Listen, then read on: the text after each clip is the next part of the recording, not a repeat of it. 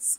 I'm here. I'd just like to take a moment of personal privilege to say that I think all of us were very shocked what happened last night from the national level on down, and certainly for women and people of colour and immigrants. It's a very scary world this morning. So I just want to state again the city's values, which are for looking after everybody, for bringing people together, and whenever we have disagreements, which you certainly do have a lot of disagreements between us, we still hold the common value of we're going to try to make things work. So I just wanted to say that, as I say, because I'm quite shocked and disappointed. Fish. No applause, please. Saltzman. Here. Hales. Good morning, everyone. I'm here. Let's take a moment or two, please, to reflect and prepare for the work. First, my thoughts. This is a bad day for our country, a sad day in which values that we believe in have been repudiated by a majority of the electors elected in the United States of America, and I'm sad about that. I'm happy about some of the things that have happened in our state. I'm happy that a qualified woman was elected as our governor and that we made outdoor school available to every child in Oregon. I'm proud of the fact that Portland voters passed the biggest bond measure in the history of our city for the purpose of housing our fellow citizens. I appreciate the fact that our voters have followed your leadership, Commissioner Fritz, in making sure that marijuana is legal and pays its way. Commissioner Novick, my condolences on the loss of this election for you. I know that you are someone who's motivated by public service, and I know you'll find other ways to serve. It's been a pleasure for me and a privilege to serve on this council with you. You've done great work for our community. I know that Ms. Udaley shares a lot of your values, and I trust that good government will continue here in Portland, but I will miss working with you. I'll miss working with you all because I'm moving on into another chapter myself. The most important thing I think we can all say is that this is a time when we as Portlanders ought to come together as Portlanders and reach out to each other, to our immigrants and refugees who've moved here because they believed this was a good place, and it is, and a safe place, and it must be, and to say to them, literally, please go up to someone on the street today that you don't know and say, you are my brother and you are my sister, and this is a good place, and we are here together in democracy, because I think there are a lot of people that fear that. That is not true.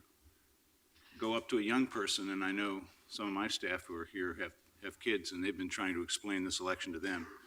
Go to them and say, this is a place where people can work together and make good things happen, and that's true in Portland. And that's true in Oregon, and that's true in the West Coast, and I hope it will be true in our country.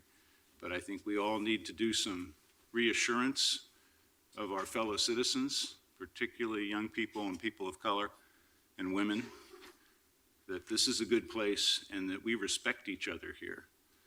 And I think that, to me, is part of the way forward. I certainly won't claim personally to have this all figured out myself, but that's what's in my heart. And I know others here may want to express their own feelings and thoughts before we get started with the rest of the calendar, as you have, Commissioner Fritz. Thank you. Others have something to add?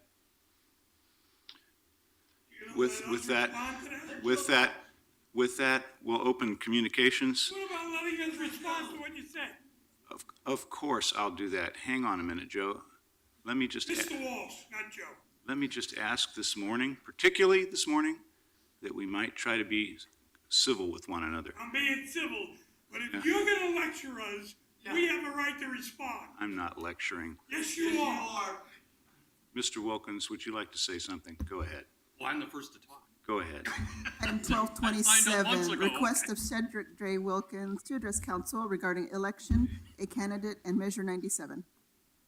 Good morning. I think Donald Trump made some good points about how the stock market's a bubble. I think we should stop going in debt to China, which he wants to have in tariffs. I agree with him on that. I think the stock market is eventually supposed to crash like it did in 2008. Stock market goes up and down. My feeling, though, is we need to have social programs in Oregon. We need to have, like, free community colleges. We need to have food stamps. I will go ape if I lose my food stamps. Nobody should starve in this state. And I also believe we should be able to, everybody should have the right to basic health care. Because preventive health care is very important. I don't know if I believe in, I'm having a discussion with Senator Merkley about super medicine. Should be able to, there are limits to what medicine can do, and basic health care is not super medicine. But I am going to talk to PCC's president at 1 o'clock about Professor Jill Biden's proposal to have free community colleges in the United States. And I got from Berkeley that the GPA for the free community college program would be 2.5. Last week I did talk to, I talked about how Lou Fredericks one time said that in the legislature, the only thing they can agree with the Republicans is community colleges. People just shouldn't eat, they should retrain for another job if they are unemployed. Housing is weird, that's kind of like, but I'm just saying is also there's a thing called the 8 and 8 rule, which after the World War II, the Democrats would serve 8 years, the Republicans 8 years, back and forth. Hillary, if she had won, would be the first Democrat to be elected since 1940, or the Republicans since 1988. So I kind of expected this. But I want to go on. Measure 97 failed. I talked to people, basically. Mayor-elect Wheeler said it would not pass, and he's the treasurer. So he talked to his rich friends in Salem, so he knew what was going on. So that does not mean he was against 97. He probably voted yes, and so did I. So that's all I have to say, and I'm going on with life. Let's just make sure that President Trump doesn't hurt this state. Okay, 1227. I'm sorry, 1228. Request of Ree Carhus to address council regarding report on the state of houseless situation from service provision point of view. Come on up, please. Good morning. My name's Ree, Boots on the Ground PDX. I'm going to call this communique the true state of the houseless address. If I go 30 seconds over, or if these words seem a little hard, I would beg the council's indulgence. I believe I've earned this place. We have been involved in many projects concerning the houseless, everything from Cartlandia, the spring water sweeps. I'm going to give the city a D instead of an F as far as houses go, because we were able to change the paradigm that the way sweeps happened. They're not brutal, horrible things anymore. They're brutal and horrible, but not like they were. There has been a few gains, a lot of broken promises, and a lot of distrust now on the part of us advocates towards the people sitting in those chairs. This is a real thing. It's about that season when Nurse Tricia and I from PDX Outreach Nursing start scraping frozen people off sidewalks. Here we are a year later. No housing, no land, very few shelter spaces. So what exactly have we done in the last year? I have to believe in my heart that every one of you ran for these positions because you wanted to make a difference, because you wanted to help. What have we done to help? What difference have we made? None. I want to point out that constituents are not just housed people. Sure, they have the money, but something shifts between running for office and sitting in the chair where, and I understand y'all got to raise money for your parties and stuff, and you've got to court these people. But at the end of the day, housed people are going to be mad, but they're just going to be mad. Nobody ever died of mad. Nobody ever got frostbite from mad. No one ever got terribly seriously ill from mad. Okay, if that were the case, all of Portland would have woke up dead this morning. That's not a thing. We owe an obligation to the houseless community. Now, towards that end, the entire teeth and guts have been taken out of the Houseless Initiative team. To my knowledge, there's one person left, One, God bless that man, Ben Morrow. All the teeth are taken out of it, all the guts are taken out of it. It's very hard to access you guys. I've tried to create appointments with Mr. Fish and cannot get return phone calls. And in the coming months, I'm expecting that I'm going to get appointments with you so we can start discussing the common ground and how this is going to work. I'm furious over T1. It's not about the site, it's the way it went about. It doesn't matter if you liked Ibrahim Mubarak for running it. He was the most qualified and willing to do it. This isn't Facebook. You don't have to like it. We need you to do your jobs. And that is to serve the disenfranchised, our sick, our ill, our houseless, not the housed. I'm a homeowner. I can represent myself. I do it all the time. You guys see me before. I'm here to speak for the voiceless and the houseless. This is a moral issue. I would beg the council to please get to work. Thank very you. much. Thank you. Okay, next, please, 1229. 29, request of David Keith Davis to address council regarding the war on cop watchers and activists by the police in the city.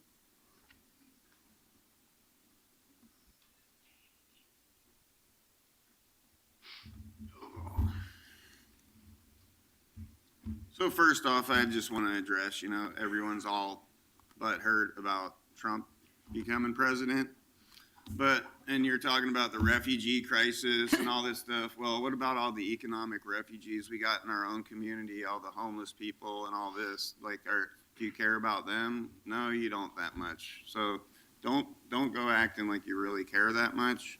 And also, I'd like to point out that Hillary Clinton would not have been any better than Donald Trump, probably, that she drone bombed and was the head of the State Department and killed off lots of women and children and created the refugee crisis. So when everyone acts like Hillary Clinton, who I call Hitlery Clinton, who, is like a total slime bucket, don't cry too bad because your slime bucket lost.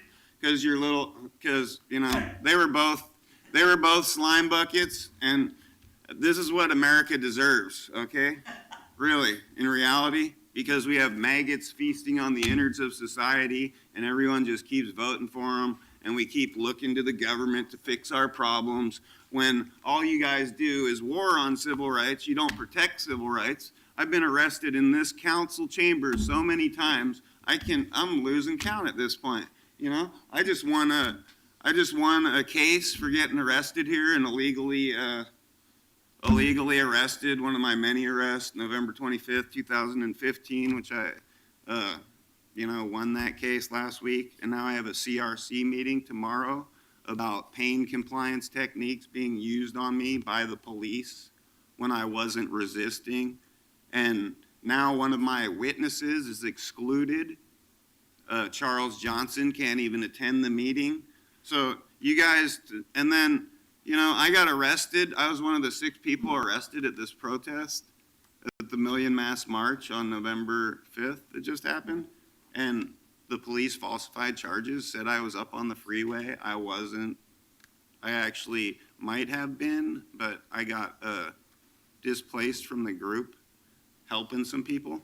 Okay? So, and then I got picked up downtown right out front of Right to Dream at the Chevron station. The riot cops were saying, hey, come on over here and take our pictures. And they said that for about 5 minutes, and then I finally walked over there, and then Linda Sen, who was on the end of the pepper spraying right at the door of City Hall when the cops pushed everyone out on the 12th, Columbus Day, that was pretty fitting too, and the police, you guys can't even push through a union contract in this city without launching a DOJ investigation. Thanks, Mr. And Davis. then you Next, have Mike Mr. Davis, your Marshman. time's up. We're going to You go to have the next Mike person. Marshman who beats his 12:30. Mr. kid. Davis, you're done. You Thank have you. you Davis, you're as the done. police commissioner. Mr. who- Davis, your time has who elapsed. shook hands with someone. Mr. Davis, we're recessed. Who, Mr. Davis, you're excluded.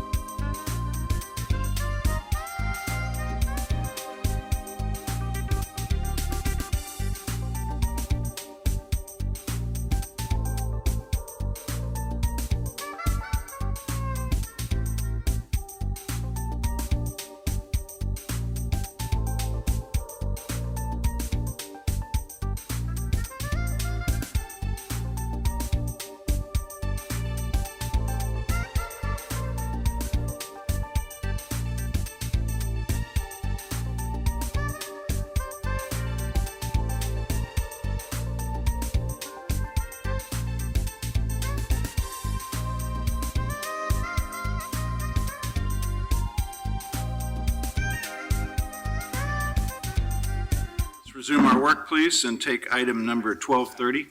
Request of Mike O'Callahan to address council regarding continuing theft by the city.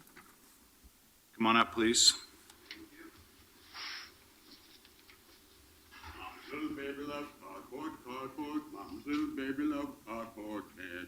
Went to Charlie, Charlie said, sweep them children off the cardboard bed. Mom's little baby loved cardboard, cardboard. Mom's little baby loved cardboard bed. Here to bring you up on an update with my Ninth Circuit appeal.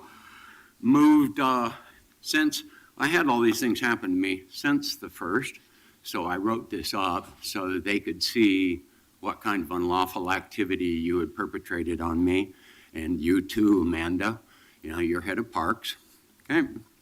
On September 1st, they removed my first tent and the contents. I made 22 contacts and 6 agencies and no recovery.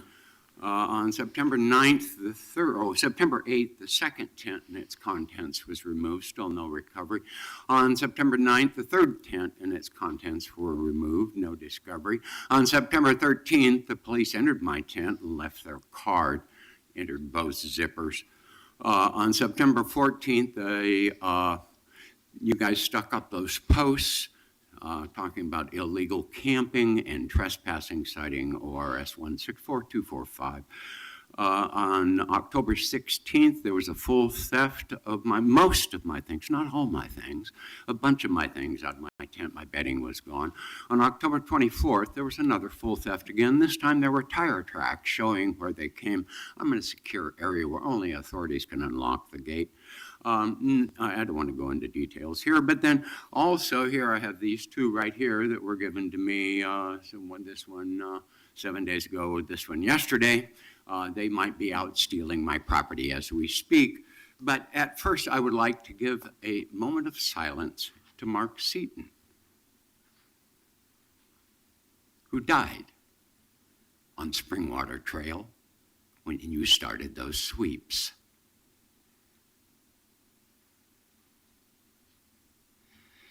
Okay, you know, this is absurd that you're doing this, Charlie. You're going to skate, okay?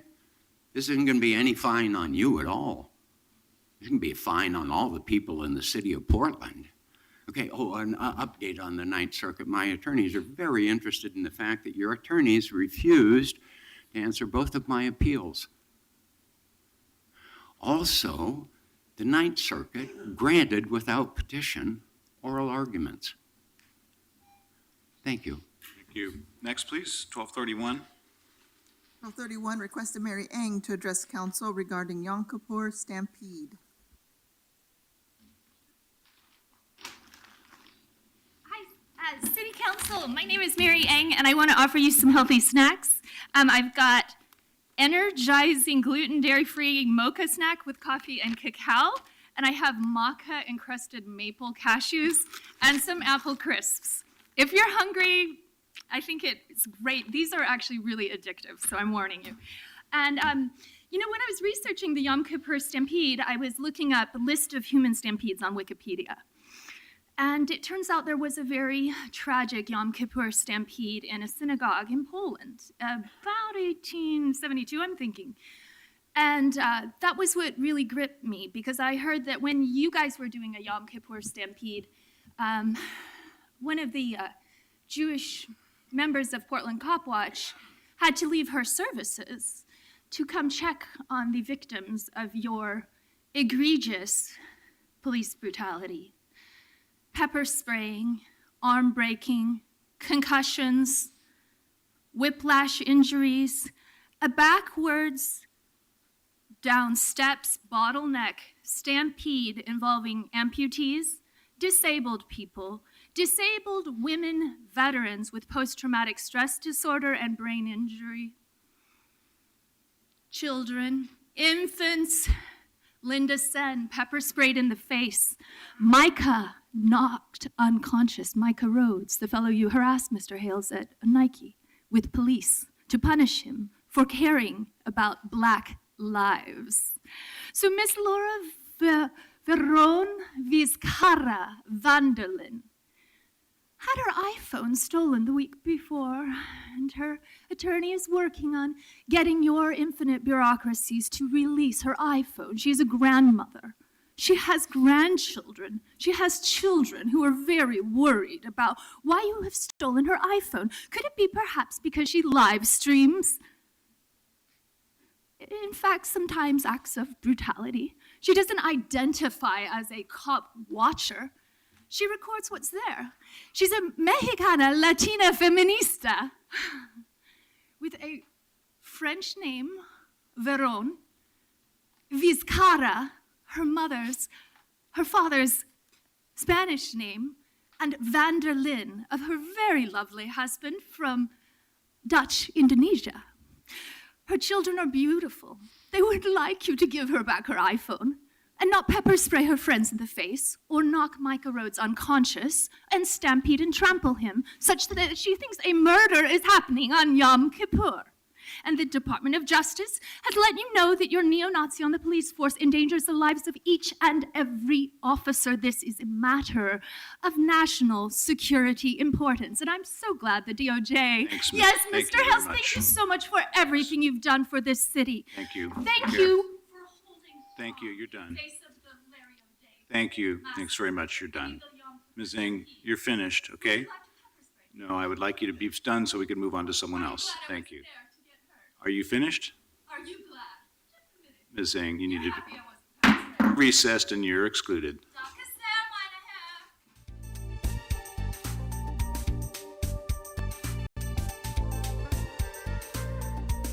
We're going to take the consent calendar, and we've had some things pulled to regular. 1234 has been pulled to regular, 1236, 1237, and 1242, right?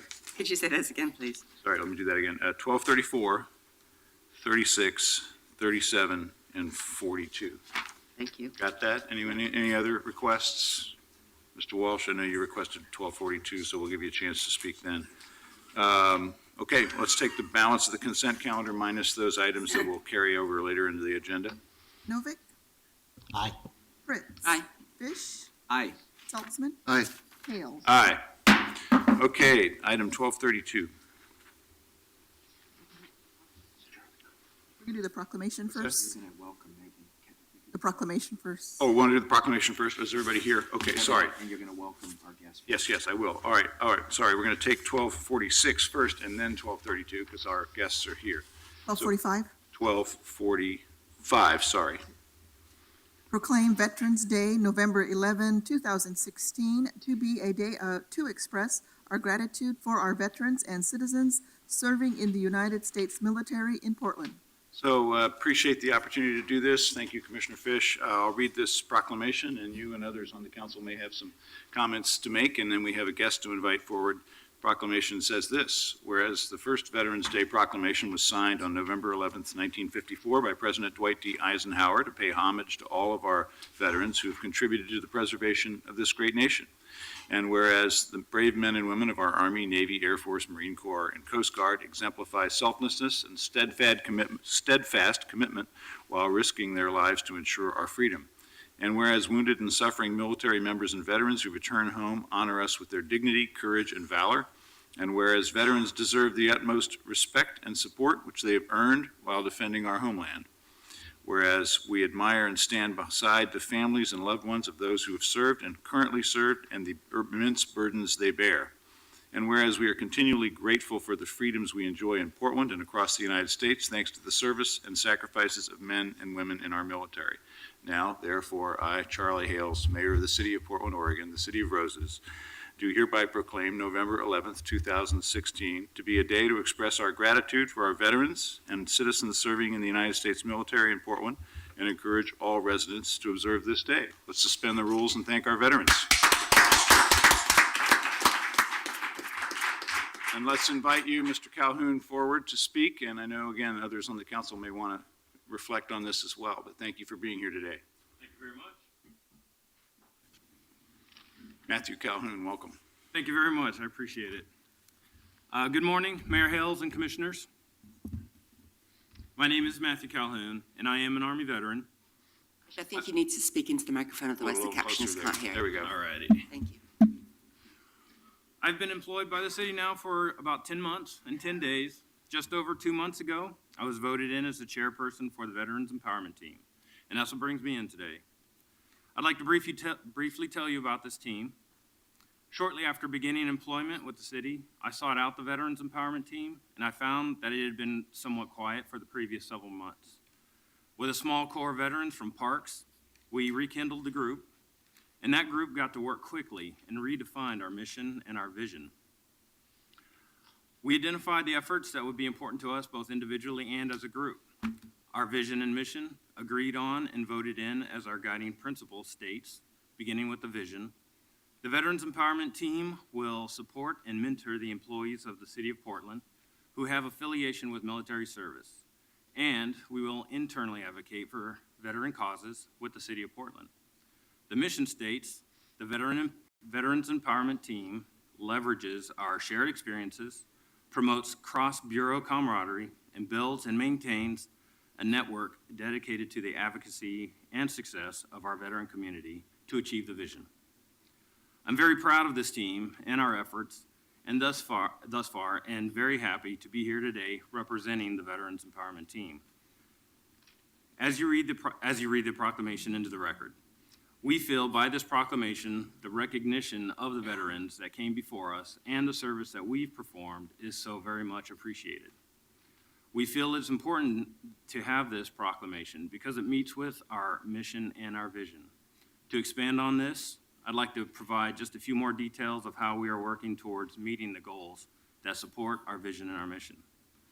The Veterans Empowerment Team is currently 66 members strong. We are veterans employed by the city. We represent each of the services, and this includes family members of veterans. We have a small but growing network of resources that, while they are veteran resources at large, we've established a direct connection with several through an exchange of information and verbal acknowledgments of mutual support. We intend to make good on the goals that we've set before us by partnering with HR to provide insight into veteran issues and our military culture. We will coach and mentor each other, both within the mentorship program and informally, to ensure we as veterans bring the utmost capacity to our work groups, departments, and the city as a whole. We have so much experience and ability to offer, and we appreciate working for the city. We've begun to organize ourselves to focus and research so that we can, number one, contribute to the development and refinement of policies that affect veterans. Number two, be contacted by veteran job seekers, both internally and externally, for resume assistance. Number three, advocate for tangible support by departments, bureau directors, and city leadership to allow veterans to attend the full hour of our meetings. And number four, building our city webpage to be a robust resource of information for veterans that veterans need to efficiently find what they need. We meet monthly and continually identify new ways to become better as we strive to achieve our goals. On a personal note, I feel lucky to have found a place with the city. I spent 15 months job hunting after retiring from 20 years of military service. I felt like I had a great depth of experience and abilities to offer, but the job offers did not materialize as I thought they would. While applying for several positions within the city, I was contacted by the Diversity, Outreach, and Employment Resources, the DOERS office, and they changed that. But during that window of assistance, I felt there was an opening for additional hands-on assistance from which a veteran would more deeply benefit. I believe the Veterans Empowerment Team is that resource. So Commissioners, Mayor Hales, we are your resource. We are the city's resource. Thank you for your time this morning, and thank you for your support now and in the future. Thank you. And Matthew served, as some of you know, in the Army in both Afghanistan and in Iraq, and he, I believe, is still in the Oregon National Guard. Retired from the Oregon Guard. From the Guard, okay. But, you know, I'm really pleased to hear that our outreach effort reached you. And congratulations to the Parks Bureau for finding you and bringing you into the family of the city workforce, because that's exactly what we would hope for in that kind of an outreach effort. So, and I appreciate the fact that you and other veterans in our workforce are actually getting together and staying organized. And I know you're going to be walking in the Veterans Day Parade, I believe, with Commissioner Fish. And, Indeed. and appreciate the fact that, that we as a community and as a city family also are participants in that recognition. Thank you very much for being here today. Commissioner Mayor, Fish. just want to add one thing while Mr. Calhoun is here. First, Mayor, every year, the mayor issues a proclamation on Veterans Day, and it's a proud moment for this council and the community. So Charlie, thank you. This is your last Veterans Day proclamation, but, and Mr. Calhoun, it's an honor to have you here before us. The parade the mayor alluded to is the Hollywood Veterans Day Parade, which happens on Friday. And I hope everyone comes out, and it's a great parade, and the ceremony that follows is hosted by our favorite host of an event like that, which is Tony Starlight, who does a great job honoring and recognizing veterans. So it's a pleasure to be part of that.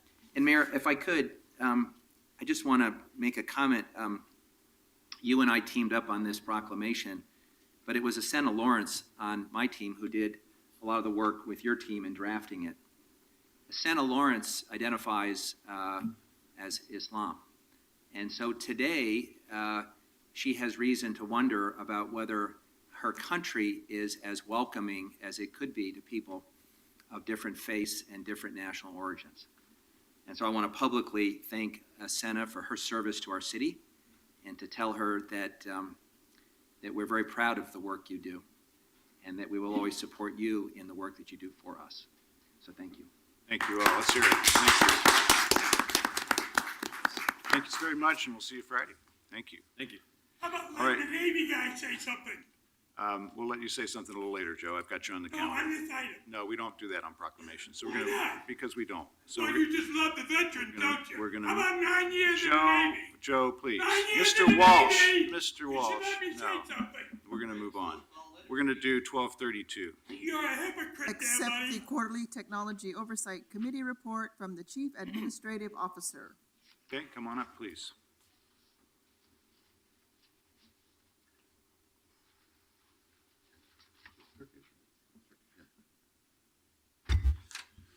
Good morning.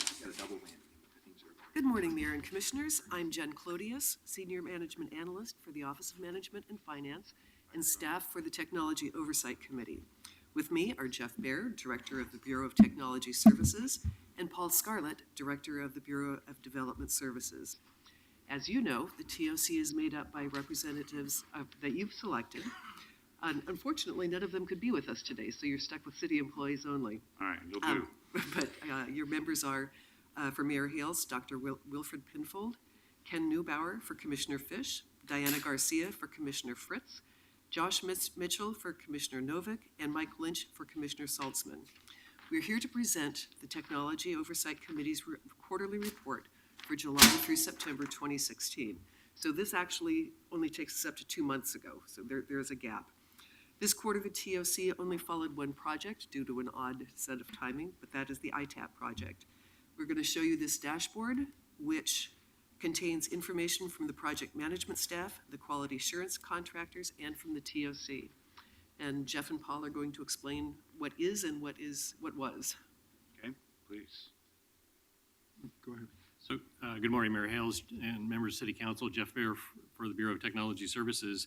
And just want to talk a little bit about some of the work that's been done from the previous report that you see in front of you.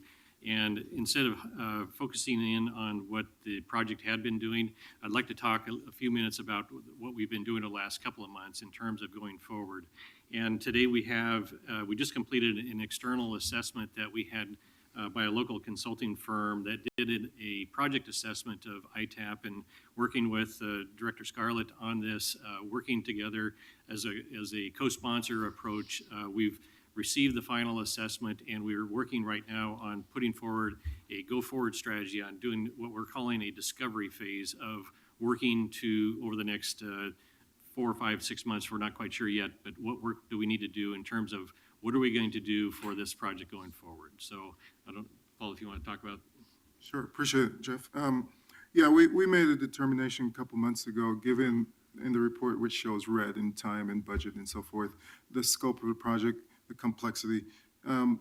Just to reiterate, we are very focused on completing this project. And in doing so, we evaluated where things were at and some challenges and decided we're going to take a step back and really do an in-depth analysis assessment. And so we conducted a technical assessment and a governance assessment. And we've gotten some really good recommendations, which Jeff alluded to, and plan on implementing and going forward with several of those recommendations.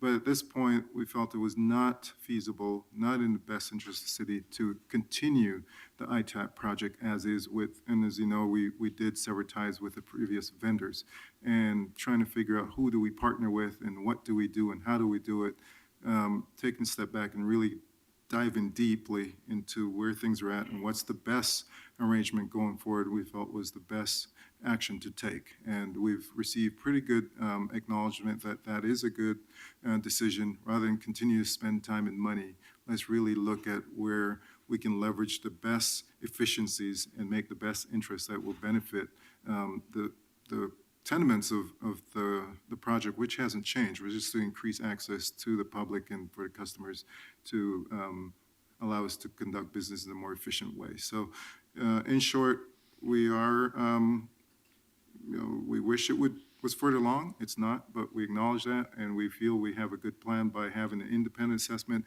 and really looking at what makes the most sense moving forward. Okay, So questions? yeah, just to underscore what was said, the ITAP project is in a full stop mode.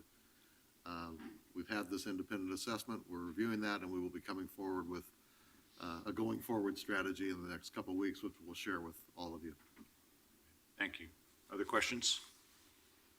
I might reiterate, acknowledge that our quality assurance, Cliff Smith, has been really involved in this analysis and has partnered well with us, and of course acknowledge staff's contribution to all of the work that's been going on. So it's really a well-rounded overview of where things are at.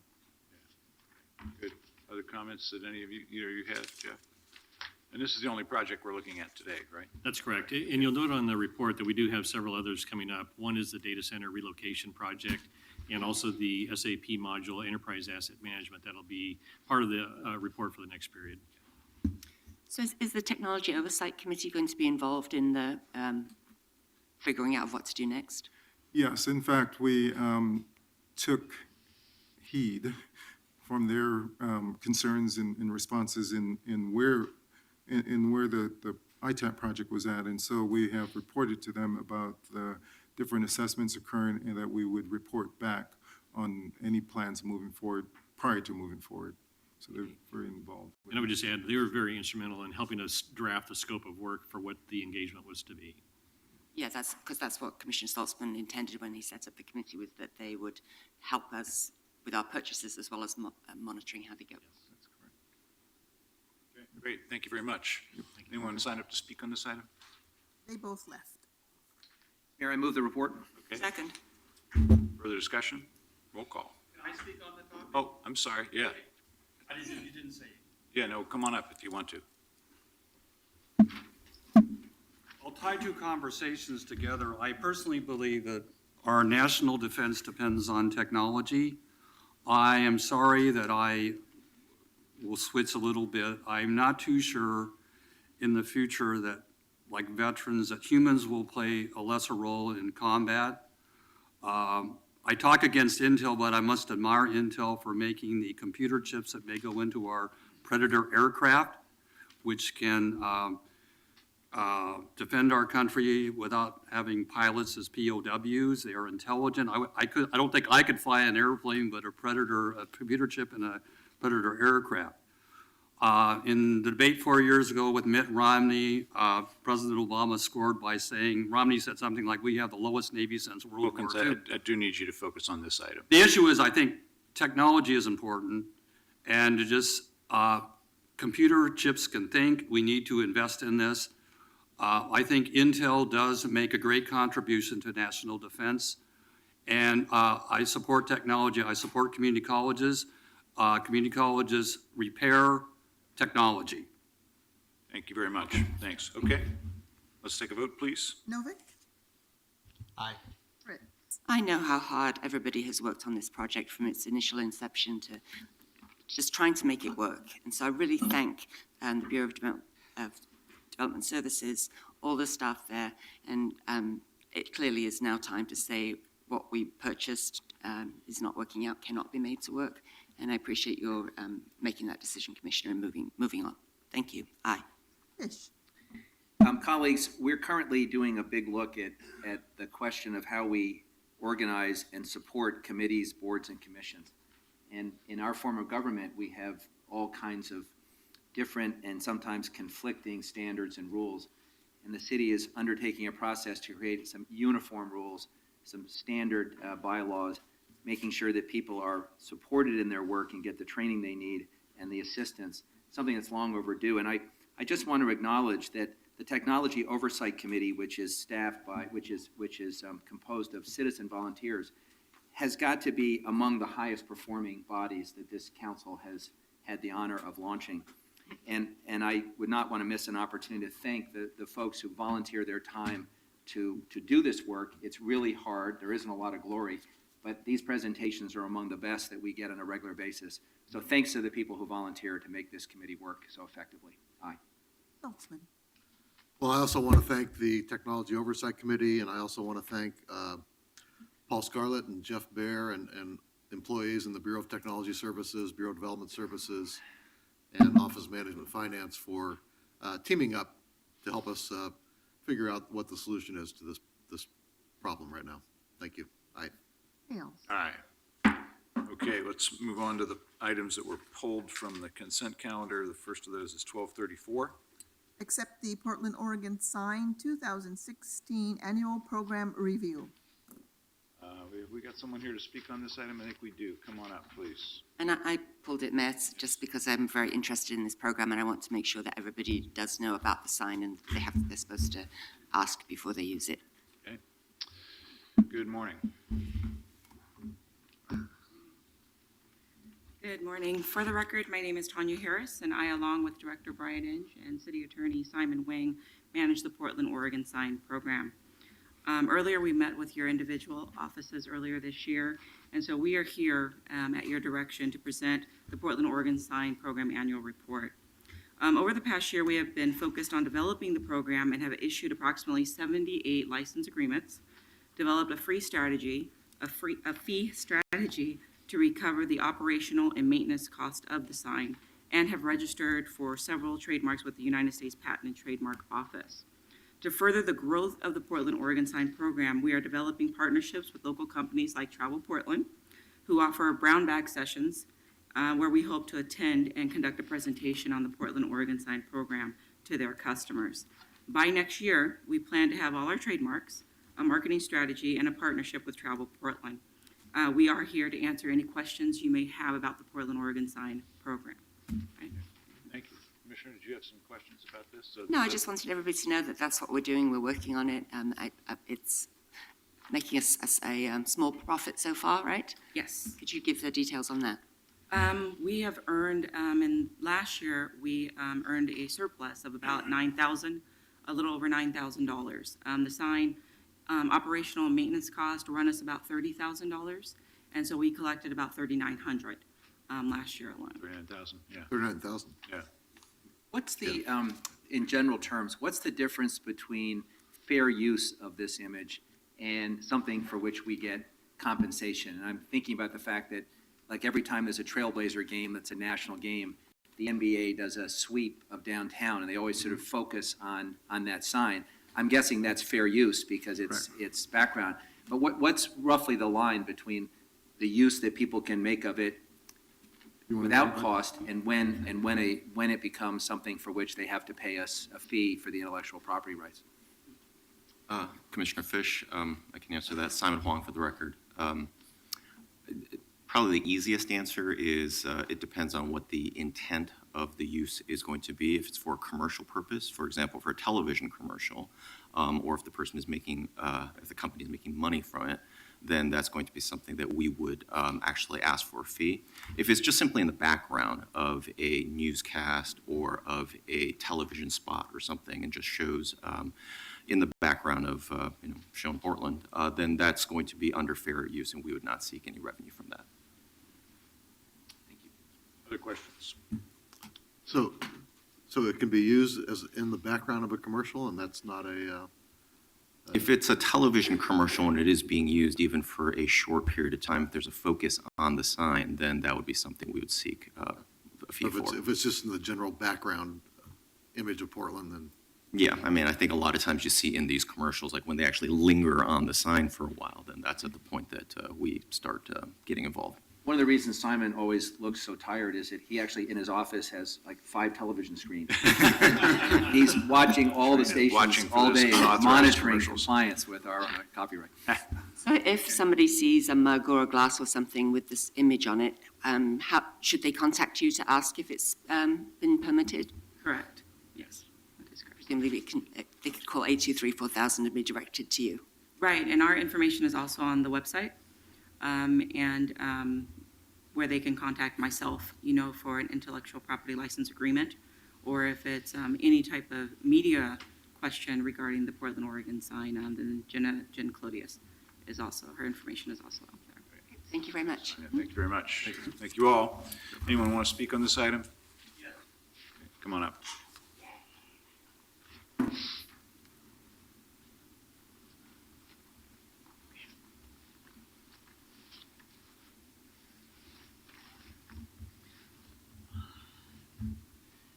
Yes, my name is Lightning. I represent Lightning Watchdog PDX. Now, so I have an understanding. We're talking about that sign that when you come over the Burnside Bridge with the little deer on it, just so I have that understanding, and I want to make that very clear to some people in the audience. Now, if you take that little deer off and I put a horse there or a unicorn, is that going to violate the intellectual property rights on this? Now, another issue I have on this is that technically when a lot of people have been using this for their businesses already, and if you haven't already done a license agreement or trademark at this time, it sounds to me like you're going through that process. Due to the fact that people are currently using this, I think they could challenge who really has a right to use this, because it's my understanding this was the property of White Stag. Lightning, just on that question? Yes. The city did obtain its federal copyright in August of 2015. Okay. And so it does have a legally enforceable copyright. They have the federal designation, and then that allows us to enforce those rights. And also we purchased the sign. Okay, but you stated as far as on the copyright, that was in 2015. Now, if somebody was using that design before then, technically they could claim that they've been using this image for their business and they have a right to do that. Now, taking point, let's talk Elon Musk in Tesla. When he stepped in position on Tesla, he basically didn't have to pay anything for that right to use that name. And because basically the time frame on that expired. Now you might think, well, hey, he needed to pay the Tesla family in money for that name, but he did not. Because at the time, they didn't have anything in writing, anything that was registered at that point to protect that name. And so he just donated $1 million to their museum. So the reality is that sometimes if you don't have that in place many years ago and people have been using that, they might be able to challenge that legally they have a right to continue to do that. And you are stepping in now and trying to take a right away from them. So I find it very interesting that, number one, you would even charge a fee for this. Number two, that you wouldn't look at it from the city's position as, feel free to use that and in a good way. I don't think it's any threat to the city itself allowing anybody else to use that. And again, I wonder that why you haven't taken control of that many, many years ago when my understanding that sign would have been transferred over into your control, but they didn't transfer you that right at the time. So I just kind of question the whole process and the date that you think you have control on this, and I'll leave it at that. Thank you. Okay, thanks. Yes, good morning. My comment is, I guess this is about visual forms of communication. Speak up. Oh, Shedrick Wilkins. Instead of, for example, we symbolize things about Oregon with a sunny thing or something. Visual symbols are not dependent on language. We have different, we basically have road signs with pictures on it, and people take the driver's test in different languages, but you're supposed to know what the symbols mean. Yes, thanks very much. It's important to stay with this non-language based system. Right. Mayor, I move the report. Okay, is there a second? Roll call, please. Novick.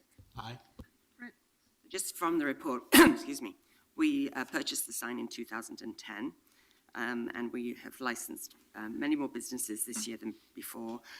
Also, in February of 2015, the city recovered $30,000 from Pabst Brewing Company for an unauthorized commercial use. So thank you very much for your work on this, and I'm pleased that it's now paying its way. Aye. Commissioner Fritz, thanks for pulling this to the regular agenda. This is like a walk down memory lane, and three of us remember that this was one of the most contentious issues of 2009, 2010, and Commissioner Leonard was at the heart of the fight to protect this sign, and ultimately we purchased it, and my recollection is that the fees that we get off licensing it help offset the city's costs of maintaining it. So from a taxpayer point of view, I think this is a good deal. Aye. Saltzman. Aye. Hales. Aye. If I might just comment on Commissioner Fish's statement, those can't be the good old days, can they? That this was a majorly contentious issue, and look what we're dealing with now. So it's kind of sobering. That crossed my mind too. Yes, thanks. Quieter time. All right, we're moving to 1236, which was also pulled to the regular calendar. Authorize the purchase of Cisco optical equipment to upgrade existing data network equipment to support communications between different city locations in an amount not to exceed $911,000. We pulled, I think, both of these items to the regular calendar because of the dollar amount. Is that right, Ms. Moody? Commissioner Fritz pulled these items, so Okay. I'm not quite sure. It's just because of the size Because of the dollar amount, Okay. yeah. Okay, Christine Moody with Procurement Services. Before you, you have a request to authorize the purchase of Cisco equipment in the amount not to exceed $911,000. This is being purchased off of a permissive cooperative procurement that was competitively procured through the state of Oregon. I will hand this over to Did you say Zach. permissive cooperative procurement? Yes. And just for those of us who are newbies in this, what does that mean? Well, the cooperative procurement is, allows, under state law, allows the city or other local jurisdictions to use another contract. In this case, it was procured through the state of Oregon, in which they used the competitive solicitation process. And we can just kind of use that contract. So we can piggyback off of another process that has followed our rules. That's correct, Commissioner. Thank you. And that's a permissive procurement contract. Yes, there's several different types. All right. Other questions, concerns about this one? Thank you very much. We'll see if there's anyone who wants to speak on this one, and then we'll move to the next purchasing item. Anyone want to speak on 1236? Okay, it's an emergency ordinance, then let's take a vote, please. Novick. Aye. Fritz. Thank you for explaining. Aye. Fish. Aye. Saltzman. Aye. Hales. Aye. And then 1237, Authorize purchase of 24 vehicles and equipment for use by the Portland Bureau of Transportation at $1,500,000. and this one was also pulled because of its dollar amount. So come on up, please. Tell us about this one. Sure. Good morning, Mayor and City Council. The item before you today is to purchase 24 pieces of equipment that are part of the Fix Our Streets program and part of a program with Peabody, of course. And so just wanted to mention that the vehicles that we need are needed because we're not me myself, because I just do the equipment part, and Suzanne can talk about the crews, because she operates them, but we're actually adding crews. Rental equipment on this highly specialized pieces of equipment are not readily available. And the equipment, if we were to rent it, can be quite expensive. For example, the message boards to rent would be about $1,100 a month. So over the 48 months that the program will be in place, that would be about, over $50,000, $52,800. So it can be quite expensive. And then what we did is we took a look at all the equipment and we looked at what would a rental piece be if we could find it. And in the 4 years, we would still spend about $1.5 million that we're going to spend to buy the equipment. And we would expect the equipment to last many more years because the economic life cycle on the equipment is around 10 years. Of course, it's dependent upon its class that it belongs to, but the city will actually save money over the long haul. And then should the program go away, we've identified homes within the fleet. So we would replace the older equipment and then move these dump trucks and other pieces of equipment into an existing program. John, can I ask you a question? Yes, sir. This has come up in the past, and I see that there's a sedan that's part of the equipment we're purchasing, one of the vehicles. Are any of these vehicles being sold by what do you call it, a vendor here in Portland? Yes, we do. We use a local vendor, and we may use, as was mentioned a minute ago, with a state procurement process to get the best deal on them, but we bring them in through the local dealers whenever possible. Because I remember years ago, we had this discussion when the police were buying some cars, and because of the business license fee, there was a cost differential between buying it from a dealer in Portland versus a dealer in Clackamas or something. And the council raised some concerns about not using our dollars to invest in a local business. Do we have, so are we making a conscious effort here within the law to spend our money locally? Yes, a very conscious effort. And in fact, there are a number of, I would call them consortiums or cooperative agreements that we can use. But the state has turned out to be pretty low. I might just use another example of another type sedan, and it was actually $1,900 more to go through this outside agency, which was still a consortium. So we do compare prices between the different ones, and still the bottom line, to answer your question, is we're bringing it in through a local dealer whenever we can. Yeah, thank you. Other questions? I think it's quite satisfying to both Commissioner Novick and me that we need more equipment to keep up with the amount of paving that you're doing. So that's good news. Very satisfying. Thank you. Indeed, All it right. is. Thanks. Okay, anyone want to speak on this item? Come on up.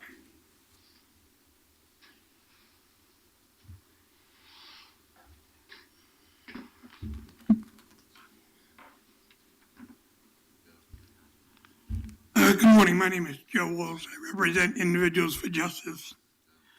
A couple of questions I had. You're picking up 24 vehicles under this expenditure. It seems to me that sitting here week after week, that all the bureaus are now getting new vehicles. Everybody seems to get new vehicles. The cops are getting them, the fire are getting them, these guys are getting them. But they last for 10 years, that's what you're saying. So why does it seem, it's very rude to leave when a citizen is talking, Mr. Novick. Go ahead, please.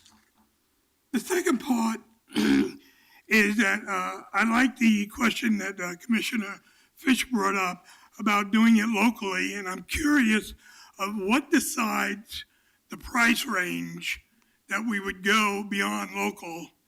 So if the price range is, say, on the vehicle, $28,000, and it went to 35, would that take us out into the state? Do we have a concrete wall? Because it seems that what you're suggesting is we keep as much in a local area as possible, but it was a little fuzzy when you were questioning the panel, that they said, well, we kind of try to do that. as an ex-union steward, I don't like those kind of answers. I want answers that say, this is what we do. If we go to 35,000, we go to Salem and see if we can get a better price. That would make a lot of sense. And at what level do we decide that? I will try to get answers to those questions back from the staff when testimony's done. Okay.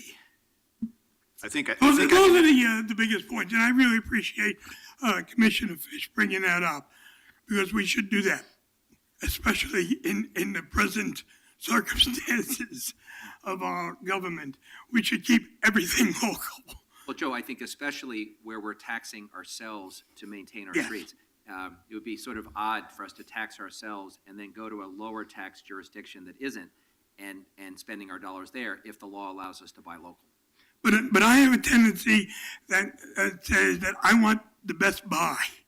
So that's the way we've been brought up, to get the best bargain. And I'm saying that sometimes the best bargain is not the best bargain. And it hurts the local if we go outside the local just because we can save a few $1,000s.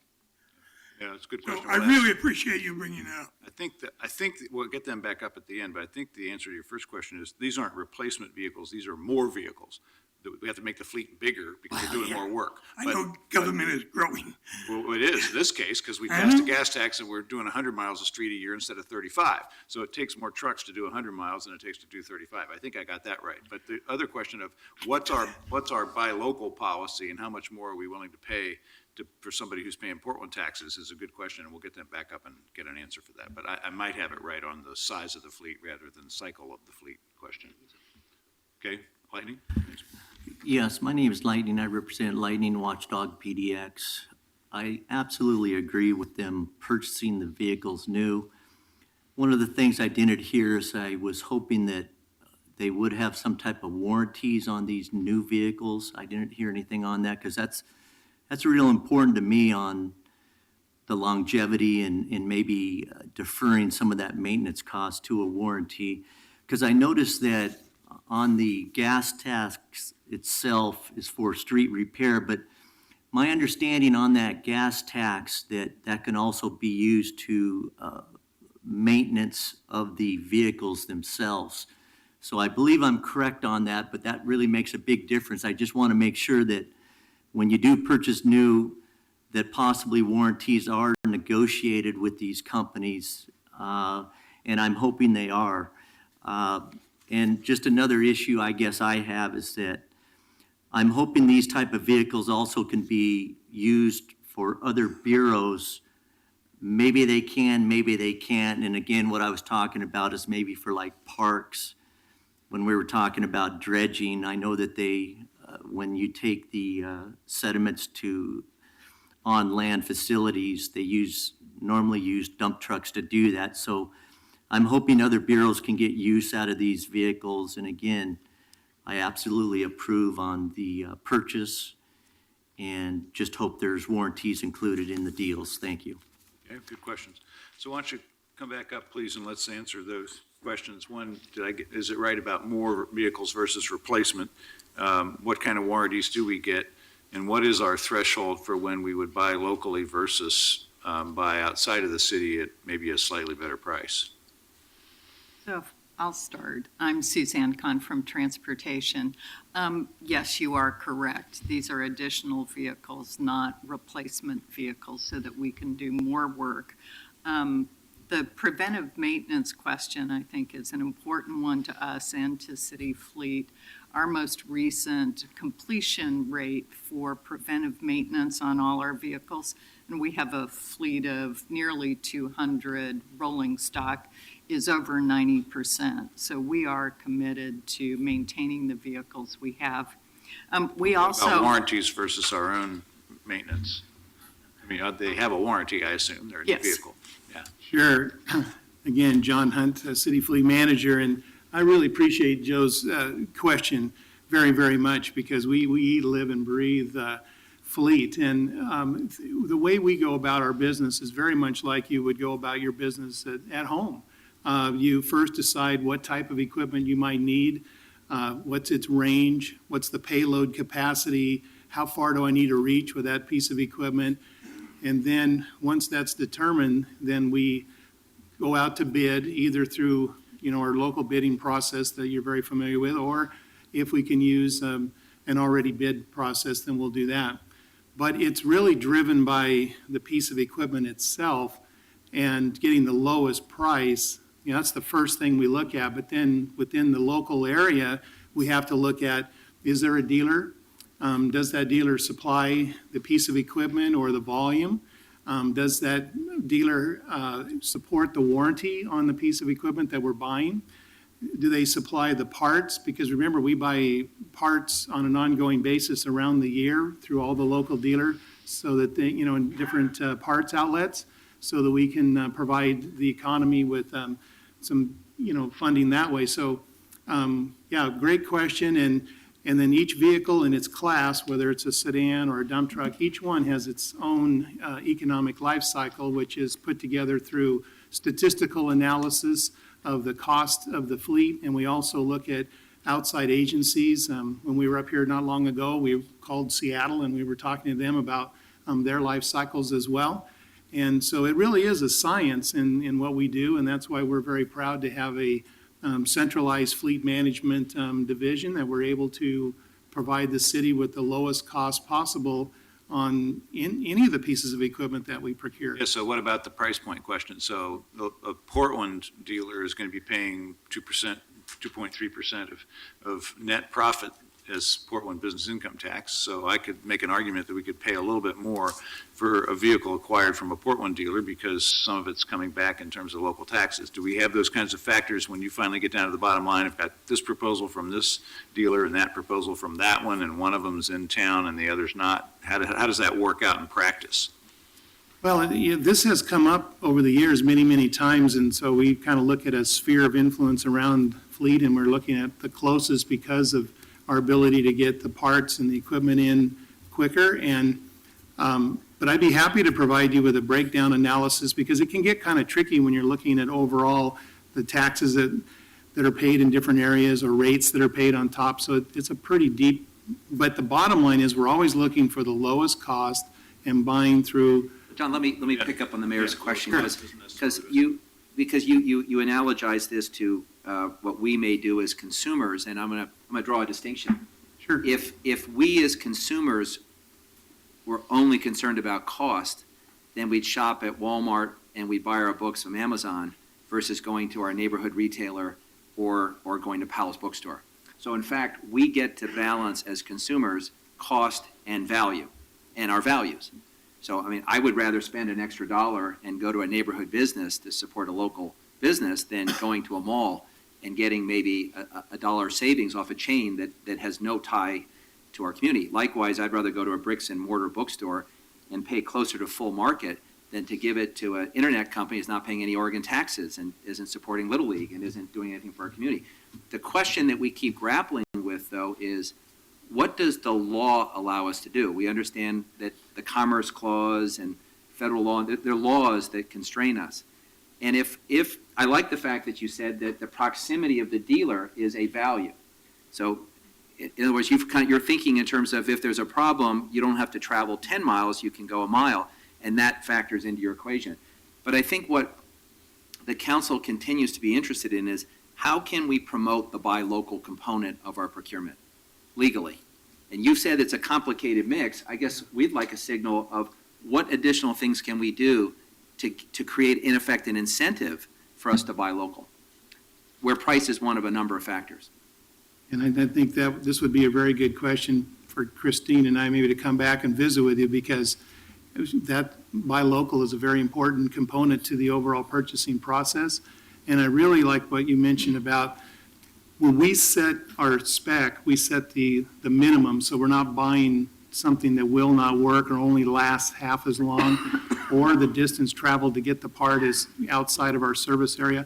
All of those are mixed together in the decision-making process, so that's perfect. But yeah, we'd be happy to give you an analysis on the local piece, because we have had some situations where there may be a closer dealer, but they've chosen not to supply that particular product, so we have to go to the next closest one.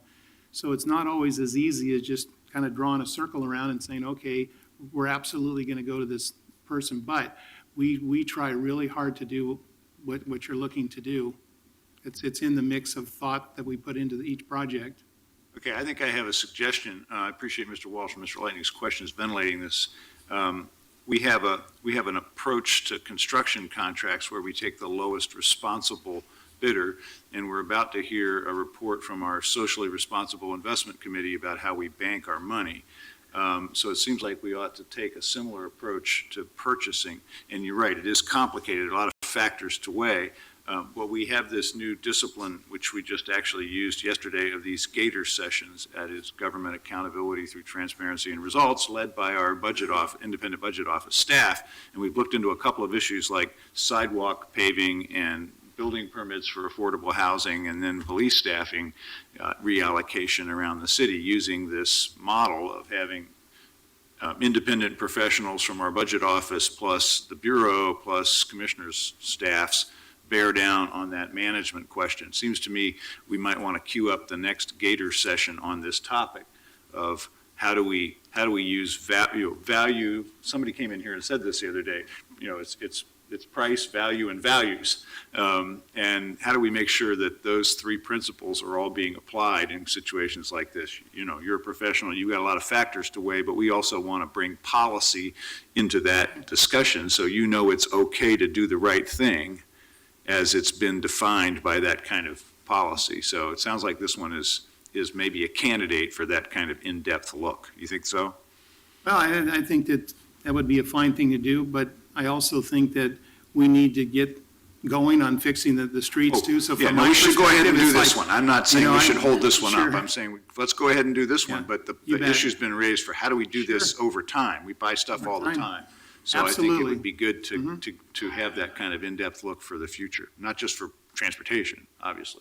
That makes sense to the council? I'll suggest that as the next Gator session and get that queued up. And by the way, I mean, this is complicated, but it can't be any more complicated than our discussions about equity and contracting. Right, I mean, exactly. that's mind-numbingly complicated. And we figured out a path to make sure that dollars under the community benefits plans, that dollars stay home. Right. If we can figure it out and we make those investments, why not when we're actually doing things in a retail setting?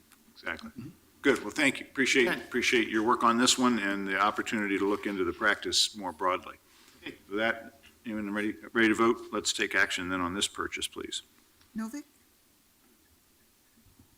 Again, it is very, very exciting that we are doing more work and buying more equipment to do it. This is, one more milestone on the way to streets in better repair. So thank you very much. I pulled this item partly because of the dollar figure, partly because I wanted the explanation for community members about that it's buying more vehicles and it's using the gas tax money and why that's appropriate.